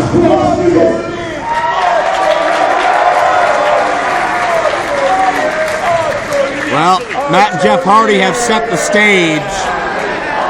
Tag Team Championship. Apparently, we're going to see tables, we're going to see ladders, we're going to see chairs. And you get the endorsement from one of the greatest tag teams of all time, Matt and Jeff Hardy. And the Fraternity from behind. It's Decker on Gory, it is Gibson on Conard. We are underway. IWC Championships at stake. Benjamin C. Steele, will we see a deletion of the Fraternity? Well, hopefully, things for Champions Night have not gone, obviously, as designed, as planned, as everybody had planned, but Horseman put the brakes on. This night could be saved with the Fraternity retaining the Tag Team Championship. Gory with the knees, Conard with a clothesline. Headless Horsemen have only teamed once in IWC before under a clear failed events, and Gory uses Conard as a springboard, bit of a poetry in motion there. And Joe, a lot of times we give the edge to the Fraternity for as long as they've been tag teaming, but the Headless Horsemen might have been a team just as long. Yeah. And I'll tell you this, once again, Matt Hardy has gone to war and other organizations against the Headless Horsemen. He knows how dangerous they are. They have fought over tag team gold in the past. Well, definitely no strangers to being in this situation. Maybe not against the Frat, but when it comes to big money matchups, Matt Conard and Gory are no strangers to it. No. And who makes these matches? What do you mean? The Hardys were given power to choose the replacement. Yeah, but why? I didn't get to choose the referee in the Super Indy title match. I don't get any power. I want to talk to somebody. Matt chose the team and Jeff chose the stipulation. I mean, it's their spot that's being filled. Why wouldn't they? Ah, shut up. What's wrong with you? I'm a little salty right now is what's wrong with me. I'm not having a good night, and I'm sore, and now Decker and they're all sore too. Thank you for participating. Decker and Gibson not feeling much better than you are right now. You need to sit down. You're going to have a heart attack. You're not getting me upset, all right? What did I do? Put him up. No, get out of here. Gory and Conard going for a double suplex through the table, and Gibson saves his buddy. And you saw that look of frustration and a little bit of confusion from the Headless Horseman. Well, they thought the table was going to be there to incapacitate Channing Decker, but nothing doing. That's a total Frat move, I guess. I guess you could say they deleted it. No, they didn't. It's right over there. Well, You're pushing my buttons. They don't delete things. That's not what they do. No, they party like bros. Where's Senor Benjamin when you need him? I wish he came. Well, you don't have. Well, wait a second. Talk about the TLC tradition. Concerto, but nobody there. Conard out of the way. And the reverberation that shoots into that chair off your fingers, it can break a finger or two, no doubt. Oh, double clothesline, both frat members to the floor. And Conard is feeling it. And I'll tell you, Conard and Gory are a little bit sick, a little bit twisted, a little bit out there. A little bit. Hey, perfect for the Hardys, of course. Gory's been broken for half a decade now. Obsolete mules and tables, ladders, and chairs. Oh my! Gory flies! The Tope Carrillo connects. How is this fair to the Frat? They were game planning for the Hardys. Would you like to call WWE legal and take up that fight? I mean, I can't do anything about it. Well, I've got some legal prowess myself. I know an attorney. Call McDevitt. Greg Gomez can talk to Jerry McDevitt. How about that? We'll figure that out. Well, you know what? I'm filing a personal complaint with him. With who? Yes. Oh, get out of here. Channing Decker's in a bad way right now. Gibson's still hurt, maybe on the floor. Inverted atomic drop. And Gibson just pulled the leg of Gory. And I'll tell you, from our vantage point, I think Gory was going to run Decker through the back of that table. That's something Gory would do. He's sadistic, he's animalistic, he's bloodthirsty. But watch Decker. Chair to the head. Well, I'll tell you, I've suffered that. We've talked about Gory before on that mist. I've suffered that before myself. My right cornea still flutters every now and then because of it. Conard had no chance to attempt to protect himself. Steal off the skull. Fraternity takes over. And you know what? I got to hand it to the Fraternity. The situations were changed. They were thrown into this. People given power that they shouldn't have had, and the Fraternity still comes out here fighting, still taking it to them. You got to give that to them. Go ahead. Let's not act like the Fraternity are like sympathetic figures here, okay? How they ran their mouths, how they manipulated the situation for months, how they screwed McChesney and Hooven out of the tag titles a couple of times. Oh yeah, you got to bring him up, don't you? You just got to poke the bear. Oh, double suplex. I believe Conard landed on one of those chairs. Pinpoint precision by the Fraternity for two, and they have divided and conquered here. They've isolated Conard from Gory. Well, that's a good thing to do. That's a smart thing, a smart tag team maneuver. You know, with Conard and Gory, it's almost like they draw their power from one another. And if you can get them apart, get them not working on the same page, that's a total frat move. Bro. You're not allowed to say bro. You weren't in a fraternity. Well, you're not allowed to delete things. I'm going to delete you from this broadcast. I can do this myself. I'd love to see you try. LeRusso and Bulk going out here. They got bigger problems.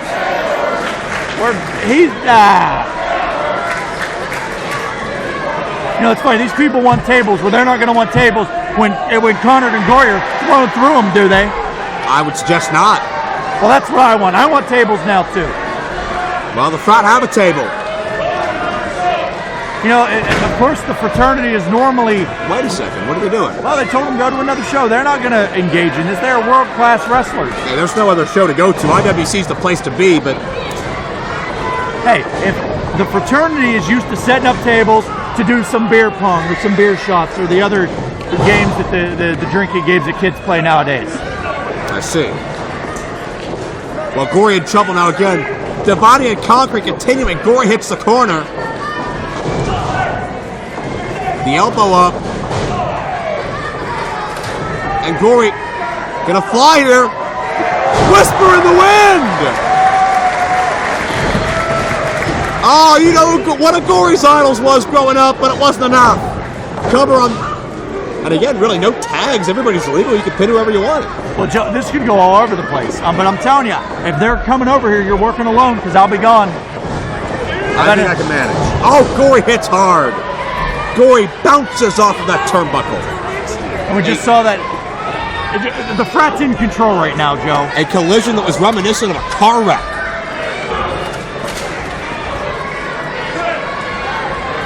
And Decker with a ladder. Well, we're going to see the L in the TLC. Very good. You know letters. I know a lot of... Well, you got most of the letters in your last name. We're running out of them. You know, all this chanting of delete and calling them obsolete mules is just going to anger the Frat. Maybe it will. or it'll get in their head. But right now, the Fraternity are in full control, and the Fraternity who lost the tag team titles in this building a year ago are determined not to two-peat bad luck. Well, that was because at the hands of Stevie Ray, Booker T. Eiffel Tower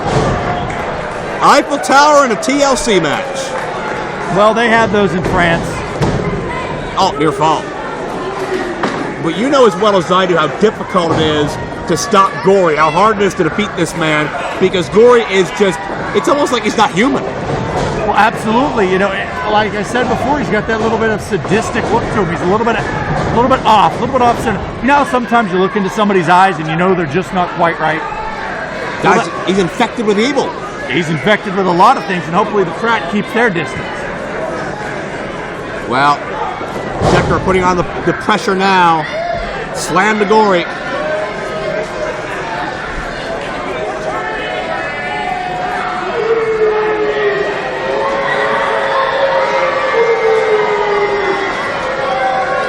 And Gibson and Decker are in their own world right now. They are currently dominating the Hardy's selected team in the Hardy's specialty match. They are on top of the world. Oh, Joe, look at that. It's like I'm watching the Hardy Boys when I see well, he missed it, but it's so it's not like the Hardys at all, is it? They actually do it properly. And Gory out on his feet. He doesn't know where he is. Here comes Gibson. Oh, chair to the skull. Gory was waiting in the wings for Gibson to come in. Now a cover, got him no. Well, there may have been a little bit of playing possum there by Gory. You know, I'm hoping that the Frat didn't take this lightly. I'm hoping they don't either, but you know how they think. They think they're the best tag team here. They feel like they don't even need to prove it half the time. Well, Joe, they're right. Name a more decorated tag team here tonight. You can't. Here tonight? What? The Hardys are here. Yeah, but they're not decorated like the Frat. You don't see, they don't have the cool little... They're World Tag Team Champions now. What are you talking about? Yeah, but if they would have been in there against the Frat would have defeated them for the tag title. I feel like that was their 8th World Tag Team title reign, maybe. It's hard to compare. Conard elbowing his way free from the Frat. Conard with the ladder. Ladder thrusted into both Frat members. Oh, we got some Terry Funk action. Swinging ladder to the skull. Watch out, Bobby Williams. You could be next. Conard may do this forever. And ever. I love it. I thought he was going to take off like a helicopter there for a second. Got both Frat members down. Now, Joe, when in wrestling school do you learn that? You don't learn that, you just feel it. And Conard is feeling more intense than I've ever seen in his career. Inverted atomic drop. Gory. Fan Dominator variation. Double pin. Decker with a save. Joe, it was 2. Don't worry, it was 2. Decker made the save. Don't worry. I just said that. I know, but you're... Is it bad that I want to see the Fraternity lose? Yeah, it's horrible. What did they ever do to you? Did they not let you join? Did they haze you?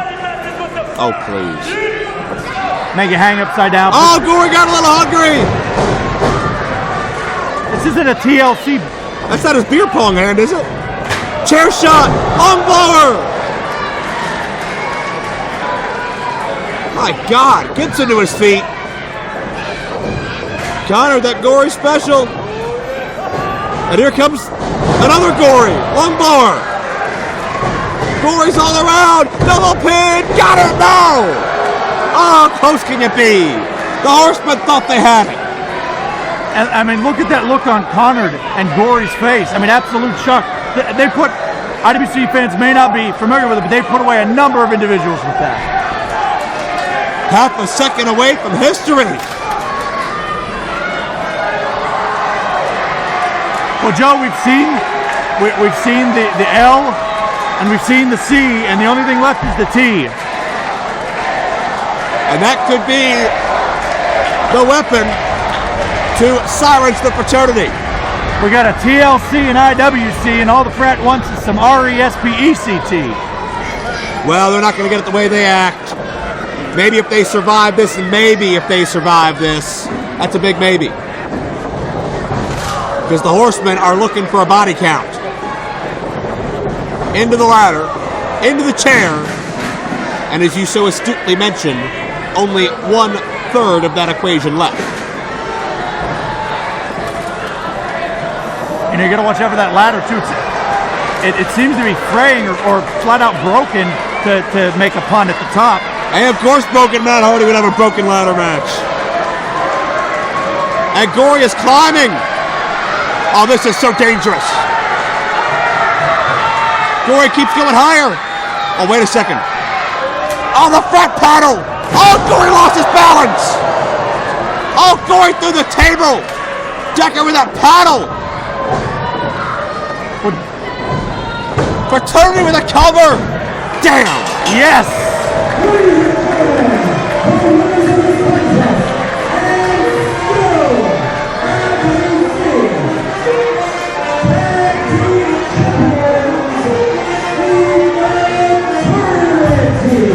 Yes. Yes. Yes, Joe. Do you feel it? Well, they did it. They survived. Still, your IWC Tag Team Champions, the greatest tag team this company has ever seen, the greatest tag team in the history of tag team wrestling, the Fraternity, in your stupid face. Are you not going to acknowledge the fact that on a number of occasions, the Headless Horsemen, Gory and Conard, were less than half a second away from altering the future of IWC with a victory? Well, Joe, there's no doubt about it. They were close, but unless we're playing horseshoes or hand grenades, close doesn't get the job done. Fraternity survived TLC. They survived the hand-picked opponents of the Broken Hardys. Broken Matt and Brother Nero do not get the last word in Meadville. Can you believe it? It's like my birthday came early. It almost makes up for the loss a little bit earlier. Yeah, we got to talk about that still. No. Fraternity retained the championships, but as much as they all admit Gory and Conard, not my kind of people, we don't trade Christmas cards, but I feel for them. This was a moment for them that unfortunately the Fraternity were just a little bit more resourceful. It is main event time, and with Canadian representatives on the way, it's only right that we give the country of Canada equal time in the broadcast booth. Representing Calgary, Alberta, Canada, featured by weight of 691 pounds, Jaxon Orvers, Horsemen, Dupree, I was about to announce you, but we have to lay out for the ring announcer so we're not talking over each other and it sounds garbled. Yeah. It'd be like somebody eating an apple on the air. You wouldn't be able to understand anything they say. God forbid we have a separate audio line. What kind of cockamamie production is this? You know, where I come from, on CBC, the Canadian Broadcasting Corporation, they have none of these issues. All right. I'd like to introduce, pleasure to be joined by the affable and pleasant RJ City. Pleasure to be here. You have not had a good night. No, I have not had a good night. I have a goose egg from a microphone that was thrown at me by, what's his name, Mr. Havisham? Mr. Anderson? Mr. Anderson. You also have a goose egg in the WinCom. Yeah, I have a big zero there, but you know what? They heard me sing, and I feel like this audience understands that I was the superior entertainer, and that I was wrong. If you can keep repeating yourself that on the whole way home? Yes. Cool. That'd be great. Cool. So what is this, like a wrestling match or something? Jack Pollock, Jaxon Argos, RC Dupree, they are Team Canada. They were all trained by Lance Storm in Calgary, Alberta, Canada. Yeah. And as a result, they've been a brotherhood. And they have made life miserable for Andrew Palace over the past several months. Palace had a chance to rid IWC of Team Canada in December. That's when we first saw Jack Pollock make his appearance. And Jack Pollock, he ended up putting his name on the contract with Argos and Dupree, and they have been overbearing and obnoxious ever since. Jack Pollock is very, very unique. You don't see a wrestler who's such a great abstract painter at the same time, so I think it's fantastic. I think you're thinking of someone else. Ed Harris?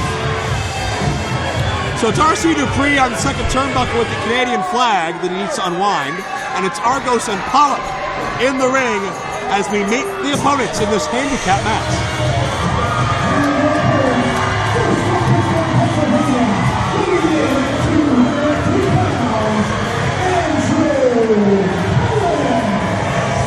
I tell you something, when I hear a handicap match, I think of Andrew Palace. You have a checkered history with Andrew Palace as well, don't you? He has a checkered history himself, mainly in his underwear. He could use a good washing. I'm not a fan of him or his goggles or his front row follies. He seems to have an ardent gaggle of supporters. Yeah, how dare he have fans? The nerve. Well, you won't say anything to Palace with this guy washing his back. Big hungry on the way to the ring.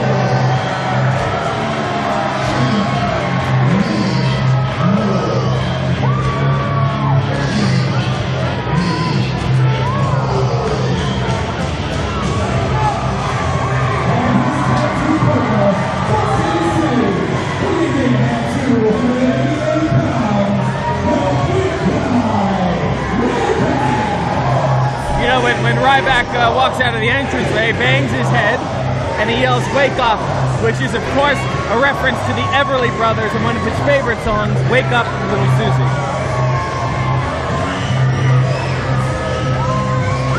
Can we get that fact checker back up on the screen? Well, I didn't want to tell any tales out of school, but that seems to be what the story is. Hashtag wake up little Susie if you're tweeting at home. But we got a couple of interesting representatives of the United States, don't we? Yes, of course. I would be remiss if I mentioned Ryback has a Jewish nephew named Cyback. Of course, his chant is "Feed me kosher," but it didn't really catch on. What are you talking about? Let's get back to the match, shall we? Stop pounding your water on the table. The mic is picking this up. Sword probably has a busted eardrum now. God, you're so difficult. He's a better man for it. Think it's feeding time? You know what? Well, what do you think the chemistry is between Ryback and Palace? I mean, they've never teamed together, and they're going against a hardy and seasoned unit. I think they just speak in a series of primitive grunts and somehow still understand each other. That seems about right.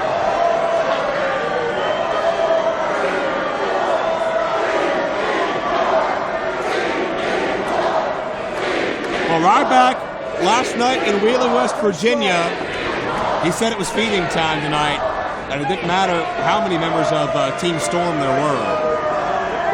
Argos and Dupree were put through a table a night ago. Argos is walking around on a crutch the rest of the night. So that's an injustice, and he's a hero, and my hat's off to him. A hero to who? He denounced his whole hometown yesterday. Yeah, well, like you should. It's a part of growing up. It's a part of, adolescence. He's not an adolescent, first of all.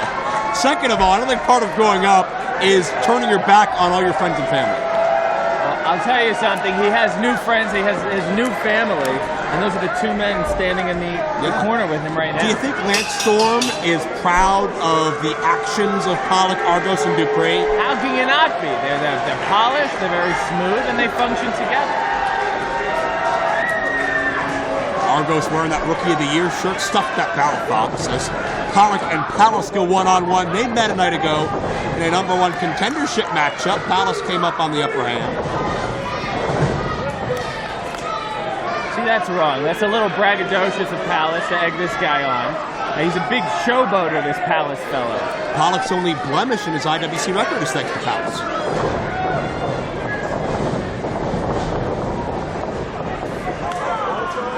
Aggressive tie-up as Palace tries to muscle Pollock back into the corner.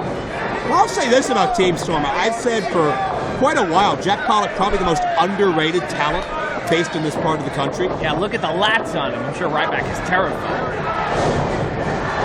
I don't think much scares Ryback, but Pollock certainly knows how to get the job done. I've seen Pollock in many big match situations, and he always brings his best to the table, and he sometimes brings Dupree and Argos to the table also, unfortunately. Well, that's what they brought to the table. Ryback wants to eat. This is what lays before him. You know, I saw Ryback last summer at a pop-up shop at Six Flags getting his kites airbrushed. Is that so? Yeah. He got a Daffy Duck with a gold tooth. I thought that was an odd choice. That was. I thought he might have gotten the Everly Brothers. But be that as it may, Pollock with a go behind on Palace. Palace able to reverse into a drop toe hold into a side headlock. Do you have any references from this century? Of course I do. Of course I do. Lest we forget the wonderful Dick Cavett. You realize that, like, we started a new century 17 years ago? Yeah, and it sucks. Palace with a takedown on Pollock. Second time. Does anybody bring more energy to the ring than Andrew Palace? Yes. Okay. Would you like to suggest somebody? Well, you know, you don't have to be a ranting and raving, jumping around and yelling. You could do more like Jaxon Argos, you know? A little more subdued, a little more subtle, but nevertheless very engaging.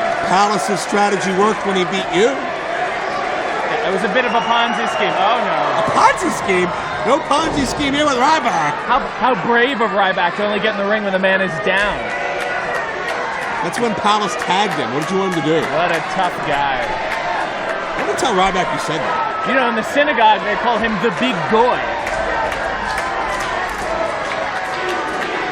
Argos is standing up to Ryback. Argos, he's all grown up now. He's getting a little big for his britches. Oh, no. There we go. Oh, no. The shirt is off. What are you going to do about it, Ryback, huh? Look at him, terrified. Surprised Argos didn't tear a muscle tearing his shirt off. Oh. And Argos downstairs. Are you kidding me? Look at the power. Oh. What an idiot. Get ready for the... He's going to... Oh, Lord.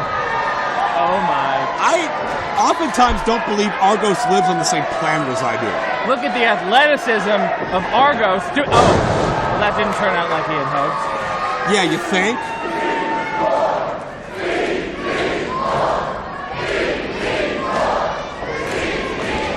And in comes the eccentric artist, R.C. Dupree. I tell you, Ryback loves to... Oh. And R.C. tastes the canvas quickly, artist or not. And R.C. Dupree behind. Much quicker than the, dare I say, plodding Ryback. And now we go back to the suplex. Smart stroke. Okay. Why is that smart? Look at the athleticism. He's doing a handstand on the man's shoulder. No, he isn't. You don't see that every day. See that in every Ryback match. 15 seconds and down. Blood rushing to the brain. Equilibrium thrown off. Ryback loves conducting the audience. Of course, one of his greatest influences is the legendary Lawrence Welk. Ryback is 288 pounds. Why would you try to elevate him off his feet? That was a rhetorical question. There's really no good answer. Oh, no. Jack Pollock back in. There we go. Pollock's about 6'4", 220 or 30. He may have the best chance at matching up to Ryback physically, and I emphasize chance. And he's got chest hair. That should throw Ryback off. What does that mean? Well, you're not ready for a guy like that. It rubs on you know, you feel a little weird about it, then he takes advantage. So Pollock's going to make Ryback. Oh, slam! Did you see that? Nicely done, Pollock. That's a much better strategy than, quote, making him feel all weird. I believe he'll be showing this clip to his grandkids. How many times have you seen Ryback slam? And now, I'm not the suplex. Oh. Why do you keep doing this? Count along at home. These are fast counts. These aren't even full set. Where's the Mississippi? This is a scam. One of them Ponzi schemes. It's another Ponzi scheme. I think we're all going at a different pace at this point. Okay. Can we agree that we're over 30? Over 30 seconds in the suplex? And Pollock is down. Head changing colors to a no. His counting tempo is so fast because he's such a Lawrence Welk fan. I'm sure there's someone in the world that understands that reference, and it's probably just our guessing. He was actually hoping they would count and a 1 and a 2. Tag back into Palace. And a 1 and a 2 strikes. Back elbow connects. Palace into the cover. But, you know, this is very disrespectful. Ryback's taking his sweet time getting out of the ring, not respecting the rules at all. Show a little consideration. There was no 5 count. Seems very lackadaisical. When did you become Mr. Manners all of a sudden? I tell you, this Ryback fella, I'm going to say it. He's got a bit of an attitude. Says the guy that back jumped Mr. Anderson earlier. I was assaulted. If you say so. You were outclassed on the microphone. He out-entertained you. Nobody wanted to hear your Ethel Merman, or whatever else you got. I'd like to see Mr. Anderson sing Gilbert and Sullivan and see how these people like him then. Yeah, let's do that. I'm sure we'll all buy a ticket to see that. Argos has a hold of Ryback's leg. I think Ryback felt a fly land on him. Oh, no. And that's where you take advantage of the temper of Ryback is Ryback. not too swift, let me tell you. Well, Ryback is a bit of an angry individual. Team Storm taking advantage. It is 3-on-1 behind the back of the official. That's right. It seemed like Ryback forgot the rules of a tag match. Well, it seemed like he got his temper flared because Team Storm was trying to get in his head. I like how Ryback has his face on the back of his tights in case you forget what he looks like. And Pollock has neutralized Andrew Palace from Ryback as Team Storm begins to attempt to cut off the ring at a tight hypotenuse, and Palace is surrounded by all sides. And Pollock using Argos as an offensive weapon. They have created, dare I say, an equilateral triangle, each man serving a very effective purpose. All right, now you're just forcing the geometry on us. You know, I think you're kind of acute. That's terrible. Thank you. And in comes RC Dupree. RC getting ahead of steam. And RC is an offensive weapon. You know, Palace reminds me of a protractor. In the beginning, you see it and you think, well, this is cool. And then you see what it does and you're like, well, this is a total waste of time. Cover to count. Is that how you feel about protractors? Mine was very expensive in grade 6. All right, learned a lot about the Canadian education system. Is that why Team Pollock are so smart? They spent the time up in Canada training with Storm, and they kind of embraced some of the education up there? Oh, absolutely. Wonderful education system, free healthcare, which they took advantage of. Bilingual, all three of them can speak French, and I think they speak it to each other so Ryback and Palace can hear. Very sound, as they say in French, a stratégie. Do they really say that? Sometimes, I've heard it sometimes. I see.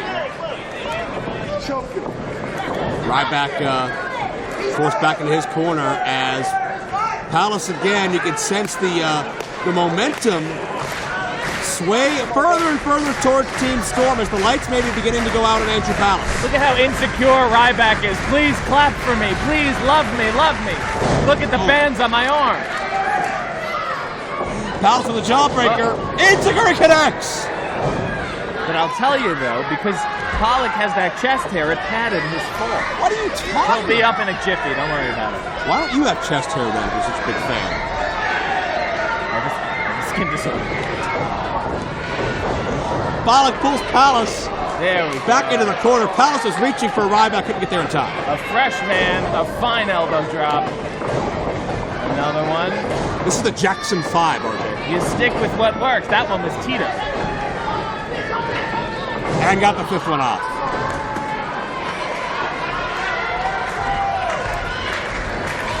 And Argos. Palace is still inching away from Argos towards Ryback. Not sure if Argos got all he wanted on that fifth Jaxon. Here comes Pollock.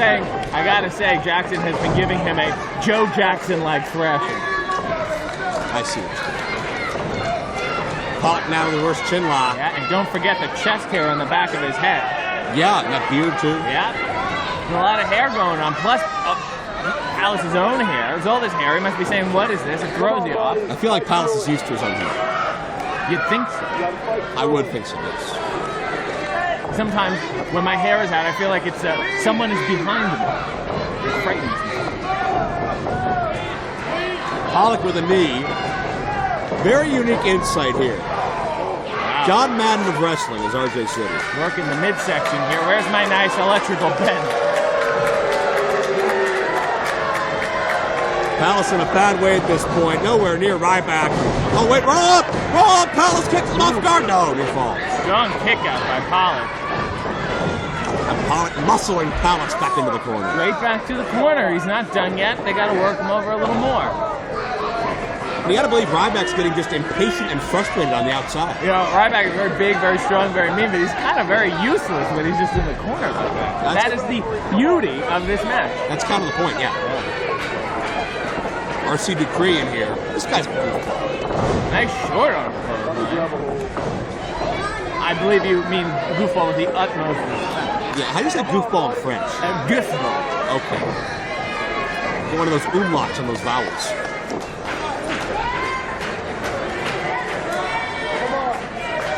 And again, slow, methodical pace. Team Storm dictating the tempo of this contest. They are shutting down that frenetic energy of Andrew Palace. Palace with the brakes on. Oh no. And Pollock to the floor. Palace is a clear path to Ryback. Someone get in there. They have. This is the beauty of the handicap match. These gentlemen have two men in their corner. Oh, look at Ryback. Please love me, audience. Please. I don't think he needs to ask. They already love him. And they would love to see a tag. Pollock is back in the ring, but can he get to Palace in time? Come on, guys. Get it together. Pollock tags in Argos. And here comes the big guy. Ryback explodes. Tackles to Argos. And a running tackle. Banging his chest. Who is he, Mighty Joe Young?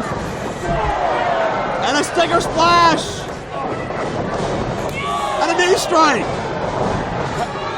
Ryback is a house of fire. Sent on cannonball. I think Dupree needs to get in there. I don't think Dupree wants to get in there. Cover Pollock with the save. Fine breakup, I think. Needed breakup by Pollock. He had no choice. Oh, Lord. Pollock is trapped. Here we go. Pollock needs help from Dupree. Oh, Lord. Oh, no. Pollock is hanging on for dear life, and Ryback is still pulling and stretching, and Argos now. You gotta be kidding me. No! Ryback just elevated well over 500 pounds.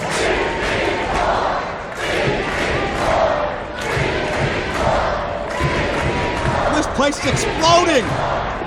Ryback, Meadville clothesline, Argos counters. Good night. Oh, God, the second time. Good night. Cover, Dupree saves his buddy. The force from the super kick turned Ryback around into a clothesline. That's how strong the super kick is.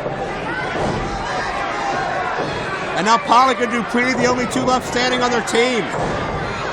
Here we go, working it over.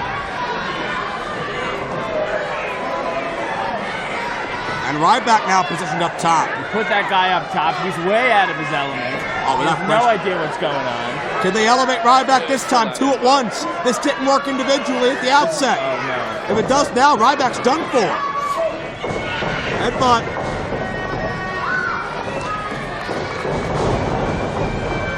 Oh, spinebuster. Second time.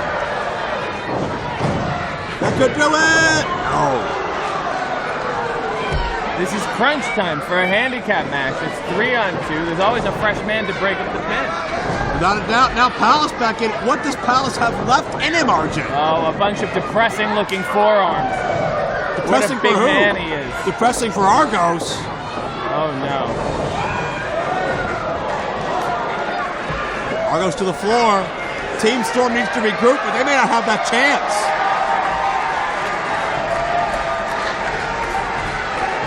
This shows you how deft a man like Palace is. Saying, hey, let's jump out of the ring. That seems like a good idea. Let's take a chance, suicide dive. Hey, that idea paid off, didn't it? I think Ryback looks like he's getting an idea. Here comes the Lawrence Welk business again. Well, Lawrence Welk never did a suicide dive, sir, and I'm not sure what Ryback's thinking of. But whatever it is, it does not bode well for anybody else. Are you kidding me? No. Ryback through the ropes.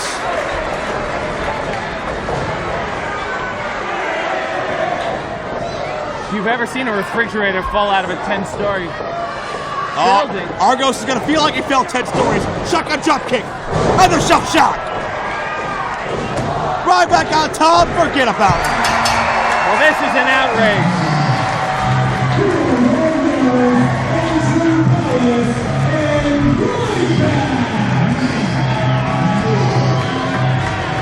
saw a little bit from Ryback we never thought we'd see. We saw Andrew Pollock rise to the occasion.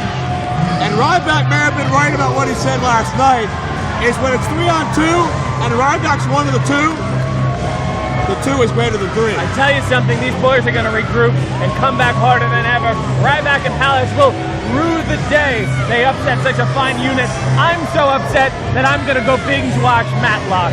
Excuse me, good day. Ladies and gentlemen, IWCWrestling.com. Follow us on social media. It's been another stellar night from Meadville. We'll see you next time on IWC Home Video.